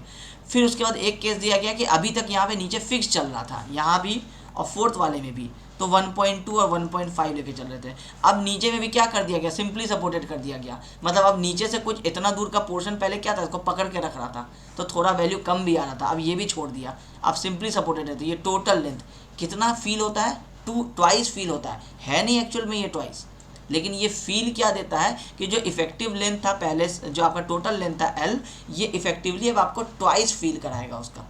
अब ये रिसर्च हुआ है, टेस्ट हुआ है, उसके बाद ये वैल्यू आया है, इसलिए ये वाला वैल्यू जो है आपको वैसे सोच के लगेगा कि सर ट्वाइस कहाँ होता है, तो वो तो हम आपको सिर्फ याद कराने के लिए आपको बेंडिंग मोमेंट डायग्राम और ये समझा रहे थे, लेकिन आप इसको इमेजिन कीजिएगा कि ये आपको मूव भी कर सकता है और सिंपली सपोर्टेड भी है, तो ये ट्वाइस फील होगा। ऐसे ही एक दूसरा केस है, जैसे आपका वो इलेक्ट्रिक का पोल्स वगैरह होता है, फ्री स्टैंडिंग है, आपको ज़मीन में कुछ इतना दूर अंदर फिक्स कर दिया गया और बाहर ही ऐसे निकला हुआ है, उसका भी जो इफेक्टिव लेंथ अगर आप निकालिएगा तो वो ट्वाइस हो जाएगा, जो भी उसका एक्चुअल लेंथ यहाँ पे गिवन है, ठीक है। अब इसी को टेक्निकली बोला जाता है। ये तो हो गया आपको कि समझने के लिए कि ये वैल्यूज़ कैसे याद करें, तो उसका हम आपको सॉल्यूशन बताया कि आप मेरा ये लेक्चर देखेंगे तो आपको कुछ एक लॉजिक से आपको ये वैल्यू याद हो जाएगा। अब टेक्निकली इसको क्या क्या कहा जाता है वो समझिए। ये वन एंड है, ये अदर एंड है, मतलब ऑब्वियसली इसको अगर आप अपना एंड मान रहे हैं तो ये आपके लिए अदर एंड हो जाएगा। तो एक तो ये वर्ड आपको यूज़ होगा अभी यहाँ पे वन एंड, और अदर एंड भी आप कहीं पे देखेंगे एट अदर एंड, ठीक है, एट वन एंड और एट द अदर एंड, तो ये वर्ड आपको यूज़ होगा। तो वन एंड मतलब किसी को भी मान लीजिए, अगर आप इसको वन मान रहे हैं तो ये अदर हो जाएगा, लेकिन अब अगर एक बार आप इसको वन माने हैं तो अगली बार भी इसी को वन मानिए और इसको अदर मानिए। या फिर अगर आप कोई दूसरा स्टूडेंट अगर इसको वन मानता है तो इसको अदर माने, ठीक है। फिर वो सारे में यही पैटर्न फॉलो करे कि नीचे वाला वन है, ऊपर वाला अनदर है, ठीक है। अब जो दो वर्ड और आपको आएगा वो आएगा इफेक्टिवली हेल्ड इन पोजीशन, यहाँ मार्क कर देते हैं, इफेक्टिवली हेल्ड इन पोजीशन, और रिस्ट्रेन्ड अगेंस्ट रोटेशन। अब इन दो का मतलब भी समझ लीजिए, फिर सातों का डेफिनेशन आसानी से याद हो जाएगा। इफेक्टिवली हेल्ड इन पोजीशन मतलब वो कहना चाह रहा है फिक्स्ड सपोर्ट। अब फिक्स्ड सपोर्ट समझाने के लिए हम आपको समझा रहे हैं, effectively held in position simply supported में भी होगा। इस लाइन का मतलब ही आपको क्या है कि अपने पोजीशन पे वो कॉलम रहेगा।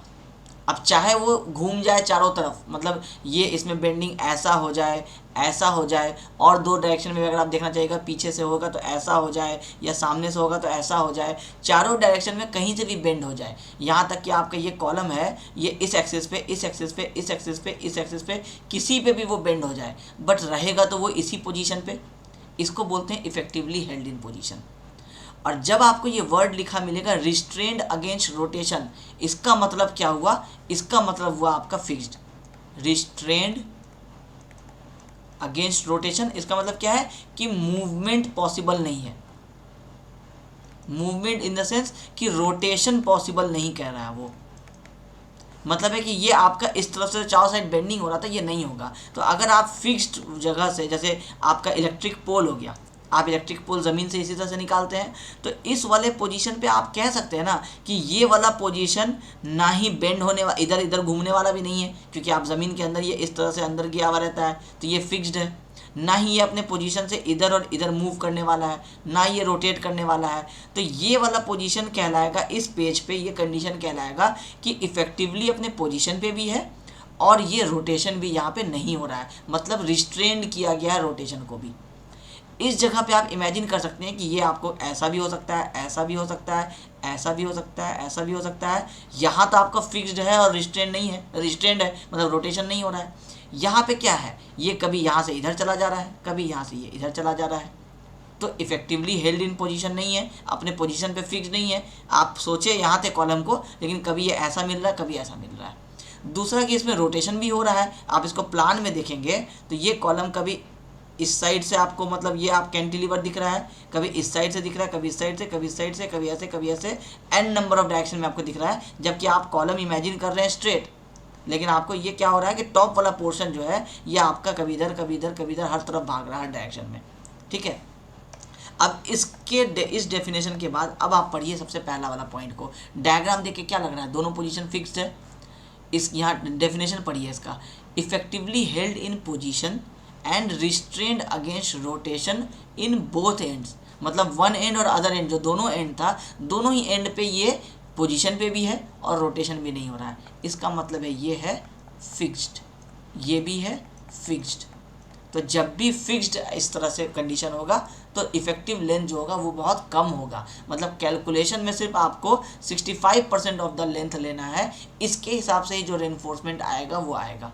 तो ये पोजीशन आप कह सकते हैं कि आपके लिए अच्छा है, क्योंकि आपको जब तक ये फिक्स्ड रहेगा रेनफोर्समेंट कम लगेगा, रेनफोर्समेंट कम लगेगा तो खर्चा कम होगा। आप कैंटिलीवर बनाना चाहिएगा तो उसका लेंथ आप अभी देखें कि आगे ट्वाइस हो जाता है, 2 × L हो जाता है, तो इफेक्टिव लेंथ बढ़ेगा, इसका मतलब है बेंडिंग मोमेंट बढ़ेगा, इसका मतलब है रेनफोर्समेंट बढ़ेगा, कॉस्टिंग जाएगा ज़्यादा, आपको बीम का कॉलम का साइज़ बढ़ा देना पड़ेगा। तो सब चीज़ आपका इसमें कैंटिलीवर में ज़्यादा हो जाएगा, फिक्स्ड में कम हो जाएगा। सेकेंड वाले में क्या कह रहा है, effectively held in position at both ends. मतलब यहाँ भी पोजीशन पे है, यहाँ भी पोजीशन पे है, ठीक है, पहले वाले के जैसा, लेकिन restrained against rotation eight one and. मतलब एक ही एंड पे आपका रिस्ट्रेंड किया गया रोटेशन पे। अब इस डायग्राम को अगर आप देखिएगा तो ये आपको यहाँ पे देखिए एक सर्कल ऐसा दिखा रहा है जो आपको अभी इसमें नहीं दिख रहा है। जब आप IS कोड खोलेंगे तो, क्योंकि हम आपको यहाँ पे स्क्रीनशॉट लेकर के थोड़ा जूम करके दिए इसलिए आपको सही से दिख नहीं रहा है। जब आप IS कोड देखेंगे तो वहाँ पे आपको ये दिखेगा, ऐसा कुछ पिंड दिखेगा, पिंड वाला कंडीशन, और यहाँ से ये कॉलम यहाँ ऐसे फिक्स्ड है। तो फिक्स्ड है मतलब यहाँ पे रोटेशन भी रिस्ट्रेंड है, पोजीशन मूवमेंट भी रिस्ट्रेंड है। यहाँ पे क्या है, पोजीशन आपका रिस्ट्रेंड है, इफेक्टिवली हेल्ड है पोजीशन पे, यही रहेगा, लेकिन रोटेट कर सकता है चारों तरफ। इसका मतलब है कि रोटेशन पॉसिबल है। तो जब ये रोटेशन पॉसिबल है, इसका मतलब आप कह सकते हैं यहाँ पे कि कुछ इस तरह का सिंपली सपोर्टेड जैसा कंडीशन है और यहाँ पे फिक्स्ड जैसा कंडीशन है। यहाँ पे क्या था, ऊपर भी फिक्स्ड, नीचे भी फिक्स्ड, यहाँ पे एक सिंपली सपोर्टेड, एक फिक्स्ड। तो इससे थोड़ा लेंथ यहाँ ज़्यादा हो रहा है, ये याद करना आसान है। कुछ ही वैल्यू याद करने हैं, 0.65 याद करना है, 0.8 याद करना है, 1, 1.2, 1.5 और 2, ये 5 ही वैल्यूज है जो आपको याद करने हैं। बस कौन सा किस केस में आएगा वो याद करवाने की हम कोशिश करा रहे हैं, क्योंकि इससे आएगा आपको ऑब्जेक्टिव क्वेश्चन पक्का 1 मार्क्स का, ये रहना ही रहना है। और दूसरा कि फिर यही वाला चीज़ अगर न्यूमेरिकल आ गया कॉलम का तो वहाँ भी इफेक्टिव लेंथ निकालना पड़ेगा। तो फिर इफेक्टिव लेंथ कैसे निकालिएगा, अगर आपको IS कोड ले जाना अलाउड नहीं रहा तो आपको इफेक्टिव लेंथ कैसे निकालेंगे, या आपको अगर समझने में ही गलती हो गया तो आप कोड देख करके भी नहीं समझ पाएंगे कि ये वाला लेना है या ये लेना है या ये लेना है। इसके लिए हम आपको ये समझा रहे हैं कि आपका एक तरह से कहिए कि 4 से 5 मार्क्स जो है वो आपका सिर्फ इसी चीज़ पर डिपेंड कर रहा है कि आपको इफेक्टिव लेंथ समझ में आता है कि नहीं आता है। ठीक है, हो सकता है 1 मार्क्स में स्लेंडरनेस रेशियो निकाल लेते थे, तो स्लेंडरनेस रेशियो निकालने के लिए भी तो इफेक्टिव लेंथ का जरूरत है, तो वो भी तो नहीं निकलेगा अल्टीमेटली। तो कहने का मतलब है कि 4 से 5 मार्क्स आपका इफेक्टिव लेंथ के ऊपर डिपेंड करता है इनडायरेक्टली, तो आपको इफेक्टिव लेंथ पता होना चाहिए। ठीक है, अब उसी तरह से आप आगे केस पढ़ते जाइए, अब वही चीज़ें हैं। अब यहाँ कह रहा है effectively held in position at both ends, मतलब दोनों जगह पे पोजीशन पे तो है, लेकिन अब क्या कह रहा है, नॉट रिस्ट्रेंड अगेंस्ट रोटेशन, मतलब किसी भी एंड पे रोटेशन जो है वो रिस्ट्रेंड नहीं किया गया। मतलब यहाँ भी सिंपली सपोर्टेड, यहाँ भी सिंपली सपोर्टेड। यहाँ देखिए गोल सा आपको एक सर्किल दिख रहा है डॉट, यहाँ पे भी एक ऐसा बना हुआ है, ये दोनों जो है इसका मतलब है दोनों सिंपली सपोर्टेड है। इसका मतलब है कि इफेक्टिव लेंथ बराबर टोटल लेंथ हो जाएगा। ये सबसे ईजी केस है, ये जनरली नहीं पूछता है एग्जाम में। ठीक है, उसके बाद आपको क्या कर रहा है, यहाँ देखिए फिक्स्ड और यहाँ पे कैंटिलीवर वाला फील आ रहा है, लेकिन कैंटिलीवर में भी क्या केस है, effectively held in position and restrained against rotation eight one and. One and हम इसको मान के चल रहे हैं, डायग्राम में दिख भी रहा है कि नीचे वाले की बात कर रहा है कि यहाँ पे फिक्स्ड है। ठीक है, दूसरे वाले एंड पे बोल रहा है restrained against rotation but not held in position, मतलब ये वाला फेस जो है ये आपका कुछ ऐसे आप देखिएगा तो ऐसे नहीं घूम जा रहा है, ये ऐसे रोटेट कर रहा है, मतलब यहाँ से यहाँ चला जा रहा है। तो आप कह सकते हैं कि जो फेस आप देख रहे हैं वही फेस यहाँ भी आपको दिख रहा है, लेकिन ये अगर ऐसे घूम जाता तो फिर आपका केस हो जाता ये वाला केस। अगर आपका ये वाला फेस कुछ ऐसे डाउन हो जाए तो आप कहेंगे कि अपना पोजीशन भी छोड़ दिया और रोटेट भी कर गया। इस वाले केस में क्या हो रहा है, फोर्थ वाले केस में, कि ये सिर्फ अपना पोजीशन छोड़ा है, ये रोटेट ऐसे करके नहीं कर रहा है। तो ये फ़र्क है, इस वाले में 1.2 और इस वाले में 1.5 लेने में यही फ़र्क है। Effectively held in position and restrained against rotation in one and, ये तो है ही, लेकिन दूसरे एंड पे partially restrained against rotation but not held in position. Position पे तो हेल्ड नहीं है, वो तो दिख ही रहा है, लेकिन यहाँ पे क्या है, पार्शियली रिस्ट्रेंड है, मतलब थोड़ा सा रोटेट कर सकते हो, थोड़ा सा नहीं भी कर सकते हो। यहाँ पे क्या है, कंप्लीटली रिस्ट्रेंड है, यहाँ फेस चेंज नहीं हो सकता है, बाकी कुछ भी यहाँ पे हो जाए, मूवमेंट हो जाए, फेस चेंज नहीं हो सकता है। ठीक है, तो यहाँ पे लेंगे 1.2, यहाँ पे लेंगे 1.5। कैसे याद होगा, 2 बार पढ़िए, 3 बार पढ़िए, बहुत ज़्यादा हार्ड नहीं है, बस आप जितना ज़्यादा बार इसको पढ़ करके अपने से समझने की कोशिश करेंगे ये चीज़ आपको समझ में आ जाएगा, वैल्यू याद हो जाएगा। हम लोगों को वैसे ही वैल्यूज़ याद हो गया है कि 0.65, 0.8, 1, 1.2, 1.5 और 2 में भी आपका 2 केस है, हम लोगों को ये वैसे ही याद हो गया है। हम लोग या तो डायग्राम देख के भी समझ जाते हैं, एग्जाम में तो डायग्राम नहीं दिया रहेगा, आपको वर्ड्स में लिखा रहेगा, तो वर्ड्स में क्या लिखेगा, वर्ड्स में यही सारी चीज़ें लिखेगा। आपको अच्छे से इसको पढ़ना है और उसको यहाँ अप्लाई करना है, जो कॉन्सेप्ट हम समझा रहे हैं उसके हिसाब से। बस आपको ये याद रहना चाहिए कि ये केस तो आप समझ गए, आपको वैल्यू याद नहीं आ रहा है, तो आपको वैल्यू याद रखना है और उसको इसके साथ मैच करने का हम ये लॉजिक आपको समझा रहे हैं। ठीक है, अब उसके बाद जैसे ही कैंटिलीवर वाला बात आता है, जैसे यहाँ पे आपको देखिए फिक्स्ड हटा दिया, सिंपली सपोर्टेड कर दिया, मतलब क्या है कि पोजीशन पे है हेल्ड, लेकिन क्या हुआ, रोटेशन अलाउ कर दिया। अब पढ़िए, effectively held in position at one end but not restrained against rotation, मतलब पोजीशन पे फिक्स्ड है, रोटेशन रिस्ट्रेंड नहीं किया है, मतलब अब यहाँ पे सिंपली सपोर्टेड बना दिया। और यहाँ पे तो जो कैंटिलीवर चल रहा था वो तो है ही कि रोटेशन अलाउड नहीं है मगर मूवमेंट हो सकता है, तो आप फील कर सकते हैं कि ये पूरा पेंडुलम की तरह से मूव करेगा, तो ट्वाइस एल हो गया। कैंटिलीवर पोल का एग्जांपल ले लीजिए, ऊपर में रिस्ट्रेंट भी नहीं है, पोजीशन भी फिक्स नहीं है, नीचे दोनों ही चीज़ है, तो भी ट्वाइस एल हो गया। तो ये हो गया आपको इफेक्टिव लेंथ का ये टेबल। ये आईएस कोड में आपको पेज नंबर 92 या 93 पे मिल जाएगा, IS 456 में, जो 2000 वाला वर्जन है। इफेक्टिव लेंथ ऑफ कॉलम्स का ये पूरा पेज ही है आपको, उसी को हम 2 पार्ट में, यहाँ पे आपको 3 डायग्राम दिखाए हैं और यहाँ पे आपको ये 4 डायग्राम दिखाए हैं। ठीक है, आपको अगर एग्जाम में पूछता है कि इफेक्टिव लेंथ ऑफ कॉलम्स क्या होता है, तो आपको ये शॉर्ट में डायग्राम दिखाना है, उसके सामने उसका इफेक्टिव लेंथ लिख देना है और थोड़ा सा इफेक्टिव लेंथ के बारे में ये स्टोरी लिख देना है जो हम आपको अब तक समझाए हैं, वही चीज़ें यहाँ पे इंग्लिश में आपको लिखी हुई हैं कि 2 पॉइंट ऑफ कॉन्ट्राफ्लेक्सर के बीच में जो डिस्टेंस होता है वो आपका इफेक्टिव लेंथ कहलाता है। इसको हम लोग कैलकुलेशन में लेके चलते हैं और साथ में ये नहीं भी याद रहे अगर, तो आपको ये वाला डायग्राम जल्दी बनाना है और साथ में ये वाला वैल्यू लिख देना है। 6 मार्क्स का भी न्यूमेरिकल रहेगा तो भी इतना ही लिखना है, 4 का भी रहेगा तो भी इतना ही लिखना है। इफेक्टिव लेंथ में और कुछ बहुत ज़्यादा नहीं होता है। ठीक है, किन किन फैक्टर्स की वजह से उसमें इफेक्टिव लेंथ में चेंज आ सकता है, ये एक अलग से और थ्योरी है जो हम आपको लिख दिए हैं कि इफेक्टिव लेंथ किस वजह से चेंज हो सकता है। तो वो डिपेंड कर सकता है कि कंडीशन क्या है आपका सपोर्ट का। आप याद देख के समझ ही सकते हैं कि सिंपली सपोर्टेड में अलग कहानी है, कैंटिलीवर में अलग कहानी है, फिक्स्ड में आपका अलग कहानी है। तो ये सपोर्ट के कंडीशन के हिसाब से चेंज हो सकता है, कॉलम के शेप एंड साइज पे चेंज हो सकता है, लोडिंग के हिसाब से चेंज हो सकता है, मटेरियल प्रॉपर्टीज़ पे चेंज हो सकता है कि कौन सा स्टील दे रहे हैं, कि कॉलम की बात कर रहे हैं, किस में डक्टिलिटी है, किस में ब्रिटल है, कौन, उसके हिसाब से ये बदल सकता है। अब आप यही चीज़ आप बैम्बू पे इतना सारा कहानी कहिएगा तो वो हो सकता है कि ये स्लेंडरनेस रेशियो इफेक्टिव लेंथ वो सेम नहीं रहे। ये तो हम लोग कंक्रीट और स्टील की बात कर रहे हैं जिसमें ये कंडीशन लागू होता है। ठीक है, तो ये सारी वो चीज़ें जिसके ऊपर इफेक्टिव लेंथ वेरी करता है। तो 6 मार्क्स के थ्योरी में भी आप इतना ही लिखेंगे, 4 मार्क्स में भी आप इतना ही लिखेंगे, इसमें आप कम नहीं करेंगे 4 मार्क्स के लिए। सिर्फ अगर आपको ये याद है ये वाला पॉइंट तो 6 मार्क्स में 6 आने का पूरा चांस रहेगा। अगर ये याद नहीं है तो हो सकता है 4 मार्क्स वाले के लिए सफिशिएंट हो जाए, बट 6 वाले के लिए आपको ये वाला भी याद रहे तो सबसे बेस्ट कंडीशन है। फिर आपको थ्योरी में भी नंबर काटना मुश्किल हो जाएगा एग्जामिनर के लिए, क्योंकि आप इफेक्टिव लेंथ से जुड़ा हुआ हर वो चीज़ लिख चुके हैं कॉपी पे।